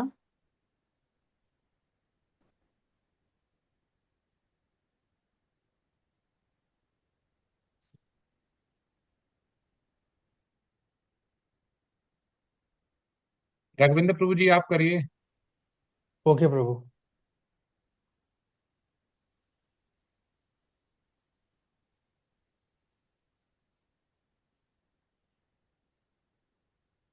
हाँ ठीक है, हाँ स्लाइड ठीक है, ये हो गया था। दूसरा मोटवानी प्रभु जी करेंगे। हाँ, सादर प्रणाम प्रभु जी। हमारा हाँ विषय यस। है देवी देवताओं की पूजा, भगवत गीता अध्याय 4 श्लोक नंबर 12। जो लोग कर्मों के फलों की सिद्धि की इच्छा रखते हैं वे यहाँ देवताओं का यज्ञ करते हैं, क्योंकि मनुष्य लोक में कर्मों से ही शीघ्र सिद्धि प्राप्त होती है। इस श्लोक में यह बताते हैं कि जब कोई व्यक्ति अपने कर्मों की सफलता के लिए देवताओं की पूजा करता है तो उससे शीघ्र फल प्राप्त होता है। इसका तात्पर्य यह है, कर्म फल स्वाभाविक रूप से कर्मों से उत्पन्न होते हैं और जब इसे देवताओं की पूजा के साथ जोड़ा जाता है तो परिणाम जल्द मिलता है। लेकिन ये जो लाभ है क्षणिक होता है और अल्पज्ञ मनुष्यों के लिए है। उदाहरण, अगर कोई व्यक्ति धन प्राप्ति की इच्छा से लक्ष्मी माता की पूजा करता है तो उसे धन की प्राप्ति हो सकती है, लेकिन यह लाभ अस्थायी होता है। भगवत गीता श्लोक 4, भगवत गीता अध्याय 4 श्लोक 12 हमें यह सिखाता है कि बुद्धिमान व्यक्ति को कृष्ण भावनामृत में स्थित रहना चाहिए। उसे किसी तत्काल क्षणिक लाभ के लिए किसी देवता की पूजा नहीं करनी चाहिए। कर्मों का भक्ति और पूजा से साथ जोड़ने से जल्दी सफलता मिलती है। हरे कृष्ण प्रभु, इसके साथ मैं अपनी वाणी को विराम देता हूँ। मुझसे कोई त्रुटि हुई तो उसके लिए मैं क्षमा चाहता हूँ। मैं अभी वासुदेव प्रभु जी को आग्रह करता हूँ कि आगे अपनी प्रस्तुति पेश करें। हरे कृष्ण प्रभु जी। हरे कृष्णा प्रभु जी, धन्यवाद। हरे कृष्णा प्रभु जी, दंडवत प्रणाम। मेरा विषय है देवी देवताओं की पूजा। भगवत गीता अध्याय 7 श्लोका नंबर 20। इस श्लोका में भगवान बताते हैं, जिनकी बुद्धि भौतिक इच्छाओं द्वारा मारी गई है वे देवताओं की शरण में जाते हैं और वे अपने स्वभाव के अनुसार पूजा के विशेष विधि विधानों का पालन करते हैं। उदाहरण, जिनकी बुद्धि काम ने हर लिया है और जिनके पास कोई ज्ञान नहीं है, वे अपनी भौतिक इच्छाओं के लिए देवी देवताओं की पूजा करते हैं। लेकिन वास्तविक ज्ञान तो यह नहीं है। वास्तविक ज्ञान तो यह है कि हम भगवान के नित्य दास है। जीवेर स्वरूप ही कृष्णेर नित्य दास। इसलिए हमें भगवान की शरण में ही जाना चाहिए। जीवन का परम लक्ष्य केवल यही है। जो व्यक्ति अपने भौतिक इच्छाओं से मुक्त हो जाते हैं वे ही श्री कृष्ण के शरण में जाते हैं, क्योंकि भगवान हमारे वास्तविक पिता है। उनको पता है हमारे लिए क्या अच्छा है क्या नहीं है। हमें वे वही देते हैं जो हमारे लिए अच्छा हो या फिर जो हमारे हितकारी होते हैं। जो व्यक्ति इंद्रियों के सुख के लिए देवताओं की शरण में जाते हैं वे प्रकृति के निम्न गुण में आकर देवी देवताओं की पूजा करते हैं, जैसे रजोगुण में इंद्र, सूर्य, शनि इत्यादि, तमोगुण में चंडी, काली, भैरवी इत्यादि। इसी के साथ मैं अपनी वाणी को विराम देता हूँ। मुझसे कोई त्रुटि हो तो क्षमा करे। अब मैं ज्योति माता जी से आग्रह करता हूँ कि वो अपनी प्रस्तुति को आगे बढ़ाए। हरे कृष्णा। धन्यवाद वासुदेव प्रभु जी। हरे कृष्णा प्रभु जी, हरे कृष्णा माता जी, सभी को मेरा सादर प्रणाम। मेरा विषय है देवी देवताओं की पूजा। मुझे भगवत गीता अध्याय 7 का श्लोक नंबर 21 और 22 मिला है, जिसका सार इस प्रकार है। भगवान श्री कृष्ण ने बताया है कि श्रद्धा के द्वारा पूजा की जाती है और भगवान उसकी श्रद्धा को दृढ़ करते हैं। व्यक्ति को जिस देवता के प्रति श्रद्धा होती है भगवान उसी के अनुसार उसका मार्गदर्शन करते हैं और इच्छित फल प्रदान करते हैं। श्रद्धा से जुड़े हुए फल हमेशा भगवान द्वारा ही निर्धारित होते हैं। भगवान ने कहा है कि श्रद्धा और भक्ति के सभी रूपों में भगवान की ओर से सहायता मिलती है। पूजा किसी भी रूप में की जाए भगवान उस श्रद्धा को बनाए रखते हैं और इच्छित फल प्रदान करते हैं। अगर कोई व्यक्ति देवी दुर्गा की पूजा श्रद्धा से करता है तो उसकी श्रद्धा माँ दुर्गा के प्रति और दृढ़ हो जाएगी। उसी तरह अगर कोई व्यक्ति भगवान शिव की पूजा करता है तो उसकी श्रद्धा भगवान शिव के प्रति मजबूत होती जाएगी। लेकिन वास्तव में ये सब फल हमें भगवान कृष्ण द्वारा ही मिलते हैं। इसी के साथ मैं अपनी वाणी को विराम देती हूँ। मुझसे कोई त्रुटि हो तो क्षमा करें। अब मैं सत्येंद्र प्रभु जी को आमंत्रित करती हूँ कि वे अपनी प्रस्तुति को आगे बढ़ाएं। धन्यवाद। धन्यवाद माता जी। हरे कृष्णा माता जी, प्रभु जी सादर प्रणाम। हमारा विषय है देवी देवताओं की पूजा। इसी के अंतर्गत मुझे भगवत गीता यथारूप के अध्याय 7 से श्लोक संख्या 23 मिला है। इस श्लोक में भगवान कहते हैं, जो लोग देवताओं की पूजा करते हैं उनका फल स्थायी होता है, क्योंकि यह फल सीमित होता है और अंत में समाप्त हो जाता है। लेकिन जो लोग मेरी पूजा करते हैं वे मुझे ही प्राप्त करते हैं और उनसे कोई भी सांसारिक फल नहीं बनता। इस श्लोक में भगवान श्री कृष्ण ने बताया कि जो लोग देवताओं की पूजा करते हैं उनका पुण्य और फल अस्थायी होता है। देवताओं की पूजा से केवल भौतिक सुख और स्वर्ग की प्राप्ति होती है जो समाप्त हो जाती है। भागवतम में यह बताया गया है कि देवताओं की पूजा से भक्त स्वर्गीय सुख प्राप्त करते हैं। यह सुख स्थायी नहीं होता। जब तक उस व्यक्ति की पूजा और भक्ति भगवान के प्रति ना हो तब तक वह दिव्य भक्ति का अनुभव नहीं कर सकता। शील प्रभुपाद जी के अनुसार यह श्लोक इस बात को स्पष्ट करता है कि देवताओं की पूजा से केवल भौतिक सुख प्राप्त होते हैं। वास्तविक सुख और मुक्ति केवल भगवान श्री कृष्ण की पूजा और भक्ति से प्राप्त है। श्री कृष्ण ने कहा है, जो लोग मेरी पूजा करते हैं वे मुझे प्राप्त करते हैं और वे मेरे परम सुख का अनुभव करते हैं। अब मैं यहीं पर अपनी वाणी को विराम देते हुए माता रंजन जी से अनुरोध करता हूं कि वे अपनी परिस्थिति को आगे बढ़ाएं। अगर मेरी वाणी द्वारा कोई गलती हो तो सभी वैष्णव जन मुझे क्षमा करें। हरे कृष्णा, सादर प्रणाम माता जी, प्रभु जी धन्यवाद। धन्यवाद सत्येंद्र प्रभु जी। हरे कृष्णा प्रभु जी, हरे कृष्णा माता जी, सभी को सादर प्रणाम। हमारा विषय है देवी देवताओं की पूजा। भगवत गीता अध्याय 9 श्लोक 20।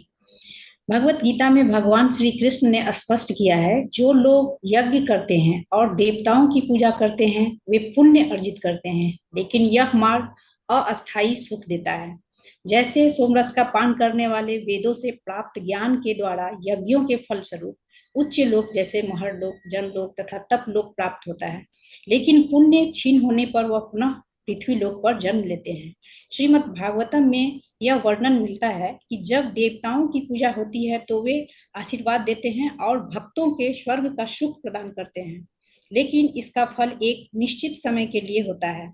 अस्थायी सुख केवल भगवान की भक्ति में है। जैसा कि श्रील प्रभुपाद ने अपने उपदेश में बताया है, हमें परमात्मा के साथ शाश्वत संबंध बनाने की कोशिश करनी चाहिए, न कि केवल भौतिक सुखों के लिए यज्ञ करना चाहिए। प्रभुपाद कहते हैं, मनुष्य को भक्ति, ध्यान और भगवान के नाम के जप के द्वारा मोक्ष प्राप्त के लिए प्रयत्नशील होना चाहिए।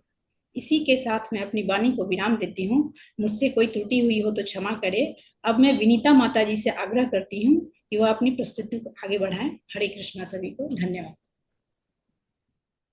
धन्यवाद रंजन माता जी। हरे कृष्ण प्रभु जी, हरे कृष्ण माता जी, सादर प्रणाम। आज का हमारा विषय है देवी देवताओं की पूजा, जिसमें मुझे मिला है अध्याय 9 का श्लोक 21 और 23। श्लोक 21 में बताया गया है कि वे लोग जो केवल स्वर्ग के भोग के लिए पूजा करते हैं, उनका पुण्य समाप्त होते ही पुनः पृथ्वी पर लौटना पड़ता है। यह परमात्मा से मिलन का स्थायी मार्ग नहीं है। यह भगवान श्री कृष्ण यह समझाते हैं कि अस्थायी सुख और पुण्य का भोग केवल संतुष्टि तक ही सीमित है, न कि मुक्ति तक। श्लोक 23 में भगवान श्री कृष्ण ने यह स्पष्ट किया है कि भले ही कोई अन्य देवता की पूजा करता हो, यदि वह सही श्रद्धा और विधि पूर्वक पूजा करता है तो उसका उद्देश्य मेरे भगवान श्री कृष्ण के साथ जुड़ना है, किंतु अप्रत्यक्ष रूप से। वास्तव में वह ऐसा अपने अज्ञान के कारण करता है, क्योंकि उसे ज्ञान ही नहीं होता कि वास्तव में कृष्ण ही परमेश्वर है। केवल कृष्ण की पूजा करने मात्र से अन्य सभी देवी देवता स्वतः प्रसन्न हो जाते हैं। जैसा कि इसी श्लोक के तात्पर्य में प्रभुपाद जी उदाहरण के माध्यम से समझाते हैं कि जब कोई वृक्ष की जड़ों में पानी न डालकर उसकी पत्तियों तथा टहनियों में डालता है, तो वो ऐसा इसलिए करता है क्योंकि उसे पर्याप्त ज्ञान नहीं होता। यहाँ पर अभी ध्यान देने योग्य बात यह है कि श्रद्धा और पूजा का सही मार्ग हमेशा भगवान की ओर ही जाता है, चाहे वे किसी देवता के रूप में ही क्यों ना हो। भगवान श्री कृष्ण ने श्लोक 21 और 23 में यह बताया है कि जो लोग केवल भौतिक सुख और स्वर्ग का भोग चाहते हैं, उनका पुण्य सीमित होता है और उन्हें पुनः जन्म के चक्र में फंसना पड़ता है। लेकिन जो लोग श्रद्धा से भगवान श्री कृष्ण की पूजा करते हैं, वे स्थायी फल प्राप्त करते हैं और उन्हें शाश्वत शांति मिलती है। इसी के साथ मैं अपनी वाणी को विराम देती हूँ। मुझसे कोई त्रुटि हो तो क्षमा करें। अब मैं सीमाचार्य माता जी को आमंत्रित करती हूँ कि वह प्रस्तुति को आगे बढ़ाए। धन्यवाद प्रभु जी। हरे कृष्ण। धन्यवाद विनीता माता जी। हरे कृष्णा माता जी, हरे कृष्णा प्रभु जी, मेरा सादर प्रणाम। हमारा विषय है देवी देवताओं की पूजा। मुझे भगवत गीता यथारूप अध्याय 9 से श्लोक नंबर 24 और श्लोक नंबर 25 मिला है। श्लोक नंबर 24 में भगवान श्री कृष्ण स्पष्ट करते हैं कि वह सारे यज्ञों के भोक्ता और प्रभु हैं। लेकिन जो लोग भगवान के वास्तविक स्वरूप को नहीं समझते, वे उनके शाश्वत स्वरूप से अपरिचित रहते हैं। उनके लिए यज्ञ और पूजा का वास्तविक फल प्राप्त नहीं हो पाता। यहाँ भगवान श्री कृष्ण यह भी कहते हैं कि हर पूजा का फल उसी देवता तक सीमित रहता है जिसे पूजा गया है।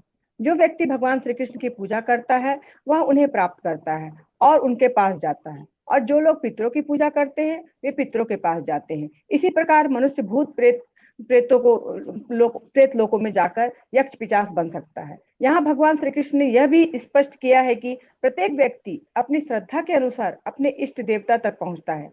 लेकिन अगर कोई भगवान श्री कृष्ण की पूजा करता है तो उसे उच्चतम उद्देश्य परमात्मा से मिलन प्राप्त होता है। भगवान श्री कृष्ण ने कहा है, अहम ही सर्व यज्ञानाम भोक्ता च प्रभुरेव च।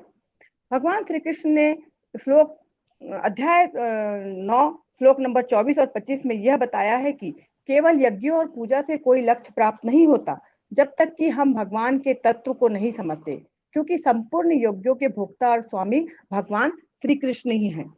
भगवान द्वारा प्रदत्त शक्तियों के कारण अन्य देवी देवताओं को भौतिक लाभ देने की क्षमता तो होती है, लेकिन वे उन्हें जीवन मरण के चक्र से मुक्त नहीं कर सकते हैं।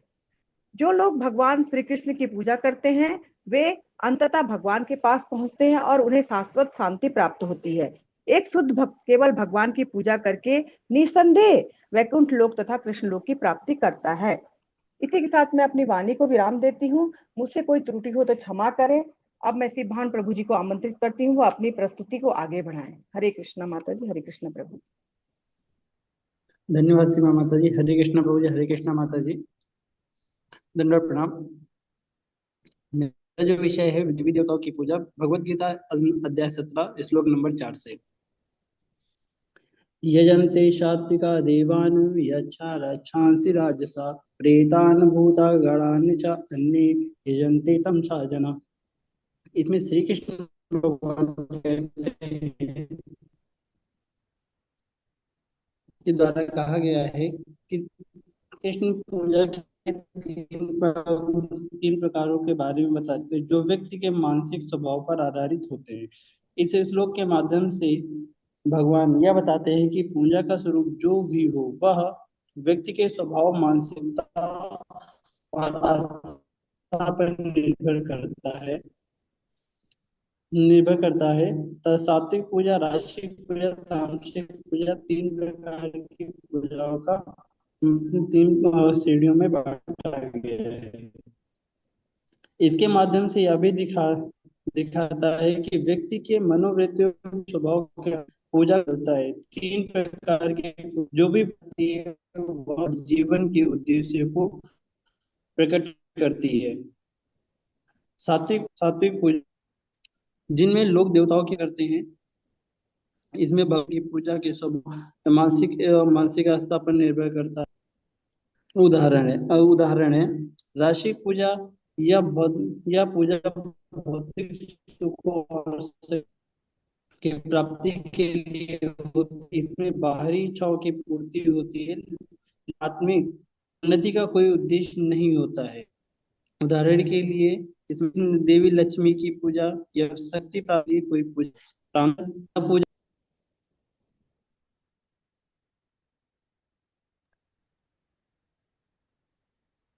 इसी के साथ हमारे ग्रुप जे की प्रस्तुति समाप्त होती है।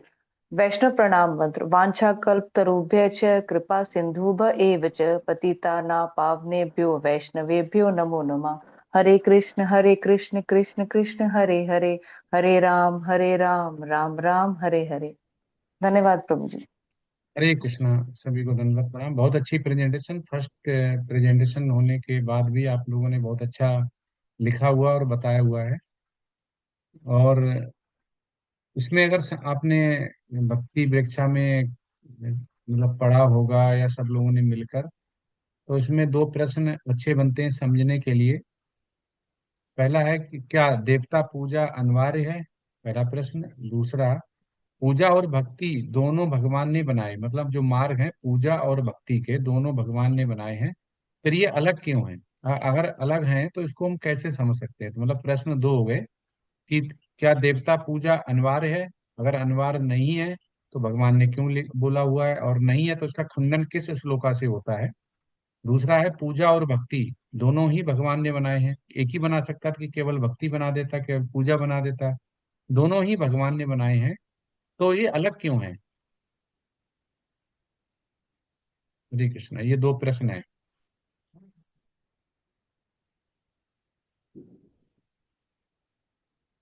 हरे कृष्णा प्रभु जी। हाँ, यस माता जी। प्रभु जी मैं कोशिश करती हूँ प्रभु जी, क्षमा करना कुछ त्रुटि होगी तो। प्रभु जी जैसे कि प्रभु जी फर्स्ट प्रश्न में क्या बोला था प्रभु जी? सॉरी भूल गई मैं। देवता पूजा अनिवार्य है या नहीं, अगर अनिवार्य है तो क्यों? ओके जी प्रभु जी। तो जैसा कि प्रभु जी ये देवता पूजा इसलिए अनिवार्य है प्रभु जी क्योंकि देवताओं से हमें भगवान ने देवताओं को नियुक्त किया है कि हमें वो समय समय पे हमारी जरूरत की चीजें जैसे हमें देते हैं। जैसे हमें वर्षा, वायु और प्रकाश, अन्न इत्यादि हमें सभी कुछ देवता देते हैं। तो इसीलिए हमें देवताओं को प्रसन्न करना चाहिए उनकी पूजा करके, कि हमें वो मतलब जो संयम बना रहे, जो नियम बना रहे कि वो हमें दे रहे हैं और उस बदले हम उन्हें पूजा कर रहे हैं प्रभु जी। और सेकंड जो है तो प्रभु जी इसीलिए भक्ति और इसीलिए पूजा में प्रभु जी अंतर है कि जैसे कि पूजा लोग अपने कामना के लिए करते हैं, मतलब एक स्वार्थ भाव से लोग पूजा करते हैं कि हम पूजा करेंगे तो बदले में हमें वो इच्छा कुछ रखते हैं उस बदले में। और प्रभु जी भक्ति का मतलब होता है कि प्रभु जी भक्ति में निस्वार्थ भाव से भक्ति की जाती है, जो उन्हें वो पूरी तरह से भगवान को समर्पित होते हैं, उनको ट्रस्ट होता है भगवान के ऊपर और वो कुछ डिमांड नहीं करते प्रभु जी। बिना किसी डिमांड पे वो भगवान के प्रति आश्रित रह के उनकी श्रद्धा से सच्ची भक्ति में लगे सच्ची भक्ति करते हैं प्रभु जी। तो इस तरह से प्रभु जी ये पूजा और भक्ति मुझे इस तरह से दोनों अलग अलग लगता है कि पूजा एक लालसा को हमें देख पाते हैं हम पूजा को एक लालसा की तरह। और भक्ति में प्रभु जी निस्वार्थ भाव से भगवान की तरफ समर्पित हो जाते हैं। हरे कृष्णा प्रभु जी। सॉरी प्रभु जी, फर्स्ट टाइम में तो थोड़ा मैं ज्यादा डरी हूँ, तो क्षमा करना प्रभु जी, कुछ गलती होगी तो मैं अपनी वाणी को यही विराम देती हूँ।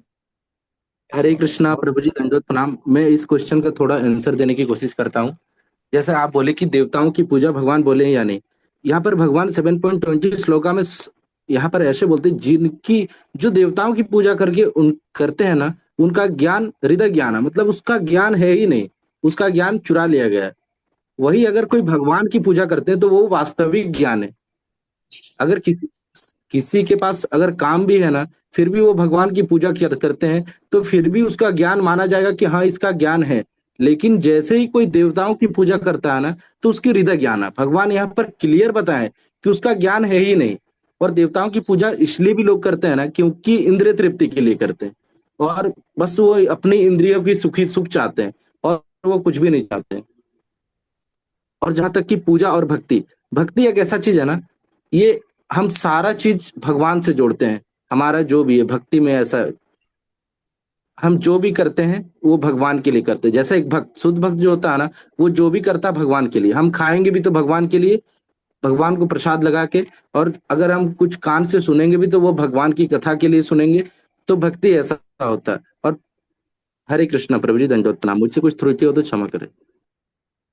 हरे हरे कृष्णा कृष्णा प्रभु जी। प्रभु जी। अब भगवान ये बताते हैं कि चाहे भक्त किसी भी रूप में पूजा करे, उसकी श्रद्धा और भक्ति को भगवान अपनी इच्छा से स्थिर कर देते हैं, उसे फल प्रदान करते हैं। और भक्ति करने से व्यक्ति भगवान कृष्ण के चरणों में लीन हो जाता है। धन्यवाद प्रभु। हरे कृष्णा प्रभु जी। यस प्रभु जी।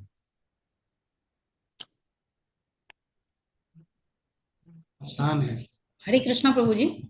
हाँ यस प्रभु जी, जैसा फर्स्ट क्वेश्चन आपने कहा, देवता की पूजा अनिवार्य नहीं है, फिर भी देवता का आदर करना चाहिए। और दूसरा था प्रभु जी, जो दूसरा क्वेश्चन क्या था जी, भक्ति पूजा अलग क्यों है, यही था ना प्रभु जी? पूजा तो भक्ति है। अलग क्यों है?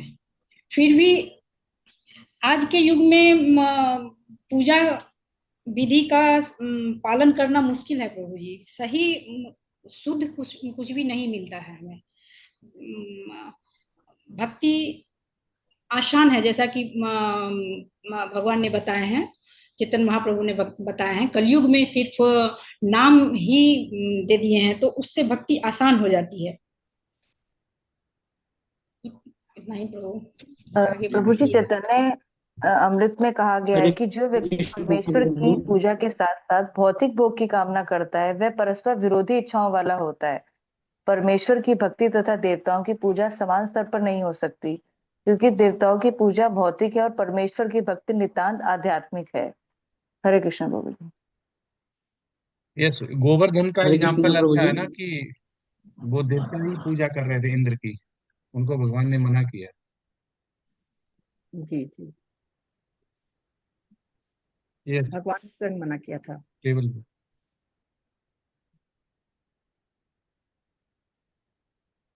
हाँ, तो इसमें पहला वाला प्रश्न था कि इसमें देवता की पूजा आवश्यक है या नहीं है। तो भगवान इसको आप देखेंगे कि भगवत गीता के हरे कृष्णा प्रभु चैप्टर जी। 3 के 16 में इसका बताते हैं। एवं प्रवृत्तम चक्रम नानुवृत्ति में यह अग आयु इंद्रियाराम मोघम पार्थ सा जीविता। तो वो कह रहे हैं कि अर्जुन से कि जो जो जीवन मानव का मिला है, तो इसमें वेद और शास्त्र को मानना चाहिए। अगर वो अगर इनका जो चक्र है जीवन का, जीवन के लिए यज्ञ चक्र, उसका पालन नहीं करता है, इसका मतलब पाप कर्म खाता है। जैसे कि हमें यज्ञ और शास्त्रों में जैसा लिखा विधि विधान से करना चाहिए, जिससे कि देवता खुश होंगे। पानी बरसेगा, पानी बरसेगा तो हमारे लिए जो अनाज वगैरह आएगा, अनाज आएगा, उससे हम प्रसादम बनाएंगे, प्रसादम भगवान को भोग लगाएंगे। और भोग लगा के अगर खाएंगे तो ये पाप नहीं होगा। तो कह रहे कि अगर लेकिन केवल इंद्रिय के लिए तक सीमित रहता, भगवान को भोग नहीं लगाता है और केवल जो देवता की पूजा करता है वहीं तक सीमित है कि भगवान को सेंटर नहीं लेता है, तो उसका इंद्र तृष्ट के लिए माना जाता है ये, और वो जीवन भर व्यर्थ हो जाता है उसका। तो इसका रूपाद ये कहते हैं कि इसका समझना हमें ऐसा पड़ेगा कि कठोर परिश्रम तो हम करें, लेकिन इंद्रिय तृप्त का आनंद लेने के लिए करते हैं, तो ऐसी पूजा को मना किया गया है जिसमें भगवान नहीं हो।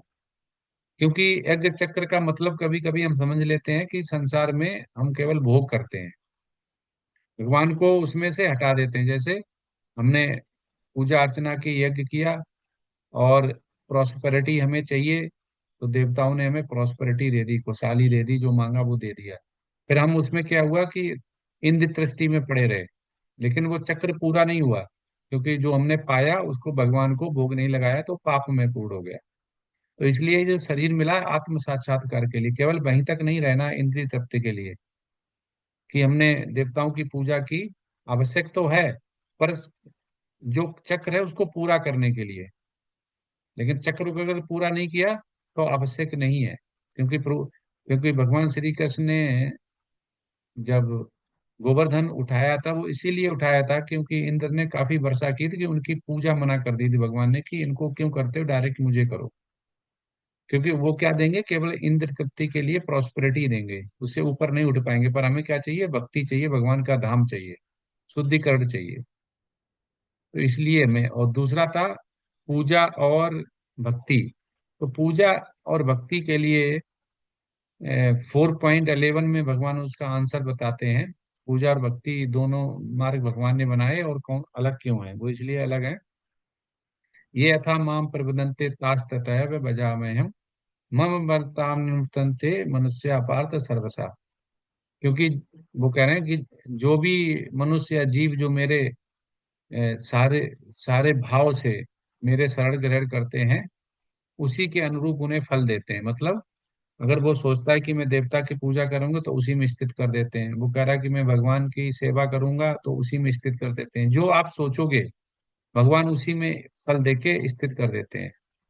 तो इसका निष्कर्ष ये है कि जिसमें कि श्री भक्त विनोद ठाकुर बहुत अच्छा बोलते हैं कि भूलियो तुम्हारे संसारे आसिया पे नाना बीते व्यथा, तुम्हारे करबे आसियाची आमी बोलबे दुखोर कथा।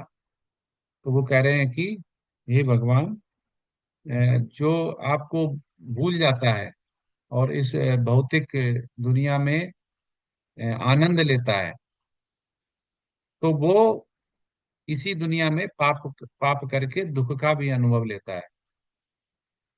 तो कह रहे मैंने ऐसा किया है, वो कह रहे मैंने ऐसा पाया है, मैंने ऐसा देखा है, वो अपना प्रैक्टिकल बता रहे हैं। लेकिन वो कह रहे जब मैं आपके चरण कमलों की वंदना करता हूँ, चरण कमलों तक पहुंचता हूँ,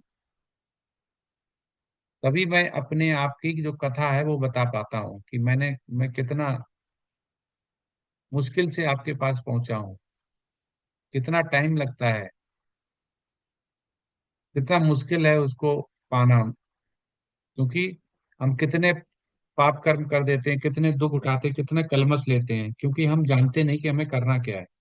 लेकिन एक बार हमें पता चल जाए कि भगवान क्या कहना चाहते हैं तो हमें वही करना चाहिए। ठीक है। तो ये दो प्रश्न का जो आचार्य लोग बोलते हैं, आप लोगों ने सभी ने सही बताया, पर उसका निष्कर्ष यही है कि हमें ये देखना पड़ेगा हम किस स्तर तक जा सकते हैं। हमें साधना भक्ति से भाव भक्ति, भाव भक्ति से प्रेमा भक्ति तक जाना है, और इसे हमें यहाँ से हमें उत्तमा भक्ति तक जाना है। कनिष्ठ भक्ति से लेके मध्यमा भक्ति, फिर उसके ऊपर उठ के उत्तम भक्ति में जाना, तभी हम लोगों को कन्विंस कर पाएंगे। हमारा पर्पज होना चाहिए कि हमारे पास इतनी नॉलेज हो कि हम ये जान पाए कि हमें करना क्या है, हमें भगवत धाम जाने के लिए क्या हमारे नियम कानून शास्त्र और भगवान क्या बोलते हैं। हरे कृष्णा। बहुत अच्छी प्रेजेंटेशन रही आज। किसी का प्रश्न है तो पूछ सकते हैं, नहीं तो विराम देते हैं। प्रभु जी, ये जो तुलसी माला का जो यूज करते हैं, तो वो लोग कौन कौन कर सकता है उसको इस्तेमाल? क्योंकि प्रभु जी मेरे साथ तो ऐसे हुआ है कि 1.5 साल पहले मतलब मैंने जैसे आता है आप लोग का मैसेज इस्कॉन से, तो मैंने परचेज कर ली। तो मैं तो एक माला से शुरू किया था, तो मैंने तो मतलब गलती हुई है या मुझे मुझे नहीं पता, लेकिन कुछ लोग बोल रहे हैं पह- कि नहीं करना पहले चाहिए था। जब शुरुआत करते हैं तो नीम या बेल की ली जाती है, क्योंकि हम शुद्ध नहीं होते हैं, हम गलत जगह रख देते हैं, भाव हमारे जी गलत प्रभु जी, होते हैं, लेकिन हम मैं तो कितना। कर चुकी हूँ, मतलब मुझे तो नहीं पता था, लेकिन नहीं मैं कोई तो बात नहीं। मंगवाई। जब देखो माता जी, इसका आचार क्या बोलते हैं, जो चीज हमें पता नहीं हो, पहले नहीं पता थी तो हम कर गए, उसको पाप या अपराध में नहीं लिया जाता है। हमें पता नहीं, लेकिन जब हमें पता चल जाए तो उसके बाद पाप अपराध नहीं करना चाहिए। तो तुलसी माता भगवान विष्णु की बहुत उत्तम भक्त है, उनके द्वारा ही हमें भक्ति मिलती है। तो इसलिए कंठी धारण करना और माला जप करना दोनों ही बड़ी शुद्धता से करनी चाहिए। जपा बैग होना चाहिए, उनको बड़ी स्वच्छ स्थान पे रखना चाहिए, स्नान करके ही उनको जपना चाहिए। वैसे आचार्य लोग बोलते हैं अगर सुबह स्नान करके जपते हो तो ब्रह्म मुहूर्त में बहुत अच्छा है, लेकिन उसके लिए एक जैसे लहसुन प्याज हो गया, चाय कॉफी हो गया, 4 नियम हो गए, वो त्यागने पड़ते हैं, तभी हम तुलसी की माला कर सकते हैं। इसलिए शुरू में आचार्य लोग मना करते हैं कि वो कह रहे हैं कि डायरेक्ट तुलसी की माला ना लेके इतनी शुद्धता नहीं होती, धीमे धीमे हम शुद्ध होते हैं। जब हम माला जपते हैं, जब प्रेम आ जाता है तब हमें शुद्धता, जैसे माता का प्रेम एक बालक से होता है, अपने पुत्र से होता है। वो गिरेगा तुरंत उसको दौड़ के उठाएंगे, झाड़ेंगे, पोछेंगे। पड़ोसी का गिर जाए हम कहाँ उठाते हैं। तो इसलिए तुलसी माला अपने पुत्र समान होना चाहिए, और बेल नीम है वो पड़ोसी जैसा होता है। वहां से हम सीखते हैं कि चोट कैसे लगेगी, रोड खराब है, लेकिन यहाँ पुत्र से हम समझते हैं कि ये हमारा पुत्र है, रोड खराब है या सही है, इसको सही चलाना है, तो उसे उंगली पकड़ के चलाएंगे। तो हमें भक्ति में स्थिर करती हैं। हमारा जो तुलसी माता है, जो वृंदा रानी है, वो हमें स्थित करती हैं। तो हमें पहले से अगर ज्ञान नहीं है तो हमें ज्ञान जब आ जाता है तो हमें उतनी केयर करनी पड़ती है। अगर आपने कर लिया है तो कोई बात नहीं, लेकिन 4 नियम हो गए, लहसुन प्याज हो गए, चाय कॉफी हो गया, उनको फिर त्यागना पड़ता है। ऐसा आचार लोग बोलते हैं। ऐसे यही कंठी माला के लिए है, यही जपा, क्योंकि बहुत ही शुद्धि, हर चीज का ध्यान रखना पड़ता है। हमने हमने वॉशरूम किया है तो हमें क्या करना है, हमने जपा कर रहे हैं तो उस समय हम किस भाव में हैं, हमने स्नान किया नहीं किया, कैसे टच किया, कहाँ रख दिया, जपा बैग है या नहीं है, बहुत चीजें ध्यान रखती हैं। कभी कभी हम ऐसा करने से नहीं पता होता, लेकिन हम जान लेते हैं, तो उसके बाद ऐसा नहीं करना चाहिए माता जी। धन्यवाद प्रभु। हाँ, हरे कृष्णा। हरे कृष्णा प्रभु जी, कोई प्रश्न नहीं है अभी। ठीक है, कोई प्रश्न नहीं है तो सभी को बहुत बहुत धन्यवाद। अभी गौर पूर्णिमा गई है तो चैलेंज लिया था, ऐसे ही मंदिर से और भी आगे बहुत अच्छे चैलेंज आएंगे। तो 10 विनर जो हुए हैं उनको वहाँ पे 3 दिन का मुफ्त में रुकने का आवास मिलेगा, और और राधा गोविंद के दर्शन मिलेंगे, और प्रसादम मिलेगा। तो जा सकते हैं, ऐसे ही आगे भी आएगा। सभी लोग पार्टिसिपेट करें मॉर्निंग में। ऐसा नहीं है कि गौर चैलेंज था, गौर पूर्णिमा चैलेंज था उसी समय हमें आना है। जो शुद्ध भक्ति में है या जो इंस्ट्रक्शंस मानते हैं अपने शिक्षा गुरु के या दीक्षा गुरु के द्वारा, तो उन्हें इंस्ट्रक्शंस मानने चाहिए, और सुबह मंगल आरती में आना अनिवार्य है। आप 4:30 पे कनेक्ट होइए, मंगल आरती देखिए। अगर आप घर पे करते हैं तो आप देख के घर पे कर सकते हैं, और जपा करिए, जो मंदिर में जपा चलता है उसके साथ जपा करिए ब्रह्म मुहूर्त में। मंदिर के द्वारा जो दिए गए इंस्ट्रक्शंस उनमें कहीं न कहीं शामिल जरूर हो। अब पूरे टाइम नहीं हो सकते, जितने टाइम हो सकते उतने टाइम हो, लेकिन जरूर हो, उससे कि हमें वैष्णव संघ मिलेगा, और हमारी प्रगति होगी धीमे धीमे, और हम आगे बढ़ेंगे। हमारा लक्ष्य एक ही होना चाहिए, अगर भगवान को हमने जान लिया तो हमें अंत तक जाना है, कि देखें भगवत धाम जाना है तो उसके लिए क्या क्या करना पड़ता है, और क्या करना पड़ेगा, और क्या करना, इतना अंदर रस आनंद आना चाहिए। तो हमें रस, अखिल रस कौन है, अखिल रस आनंद जो बोलते हैं वो भगवान श्री कृष्ण है। तो इसलिए वो आनंद हमारे अंश है, तो हमें भी वो आनंद आना चाहिए भगवान के लिए। तो सभी में पार्टिसिपेट करें, जितनी भी आते हैं उसमें मिल बढ़ चढ़कर हिस्सा लें, और ऐसे पार्टिसिपेट करें, सुबह मंगल आरती में शामिल हों, जपा में शामिल हों, और इसी द्वारा आपके धीमे धीमे भक्ति बढ़ेगी। नहीं तो नहीं, बहुत मुश्किल हो जाता है। अकेले करना चाहें तो अकेले नहीं होता है। और जो भी धाम यात्रा होती है उसमें जरूर जाए। हरे कृष्णा। ठीक है, तो आज यही था। यहाँ पे बहुत अच्छा किया जो नए जे ग्रुप है, उसने भी अच्छा किया, पहली बार होते हुए बहुत अच्छे उन्होंने प्रेजेंटेशन दी, अच्छा बनाया है। तो यही है कि वो देखते हैं, सुनते हैं, हियरिंग और श्रवण करने के बाद ही हमें ज्ञान बहुत सारा आता है। उसको फिर हम जो ज्ञान है थियोरिटिकल, उसको विज्ञान मतलब प्रैक्टिकल में उतारते हैं। तो ये सारा जो पीपीटी बनाते हैं ये सारा प्रैक्टिकल है, क्योंकि हम उसमें कहीं न कहीं हमारे अंदर जो आत्मज्ञान है, हम कहीं न कहीं वही लिखते हैं, वैसा ही बोलते हैं। तो आप उसको भगवान की वाणी को समझ पाते हैं, श्लोका से वो ले पाते हैं, उसके बाद ही वो हम आगे बढ़ते हैं। हरे कृष्णा। हरे कृष्णा हरे प्रभु जी। कृष्णा। हरे कृष्णा सभी को। हरे हरे कृष्णा। कृष्ण प्रभु जी, हरे पंचांग कृष्णा प्रभु प्रणाम। जी, दंड प्रणाम हरे प्रभु जी। कृष्णा प्रभु जी। प्रभु जी दंडवत तो प्रणाम चलते प्रभु हैं। जी। हरे कृष्ण प्रभु जी, प्रभु जी। पंचांग प्रणाम। हरे कृष्णा।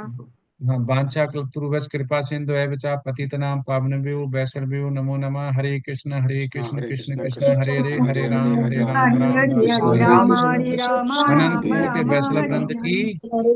जय श्रील प्रभुपाद की जय जय। सभी वैष्णव आचार्यों की जय जय। सभी वैष्णव भक्तों की जय जय। श्री गुरु महाराज की जय। जय। हरे कृष्णा। सभी को दंडवत प्रणाम। हरे कृष्णा हरे सभी को कृष्णा प्रभु दंडवत जी। दंडवत प्रणाम हरे प्रभु जी। कृष्णा हरे कृष्णा हरे हरे कृष्णा कृष्णा प्रभु प्रभु जी। जी, दंडवत प्रणाम। हरे कृष्णा। प्रभु जी 7 अप्रैल में व्यास पूजा है। हाँ, यस।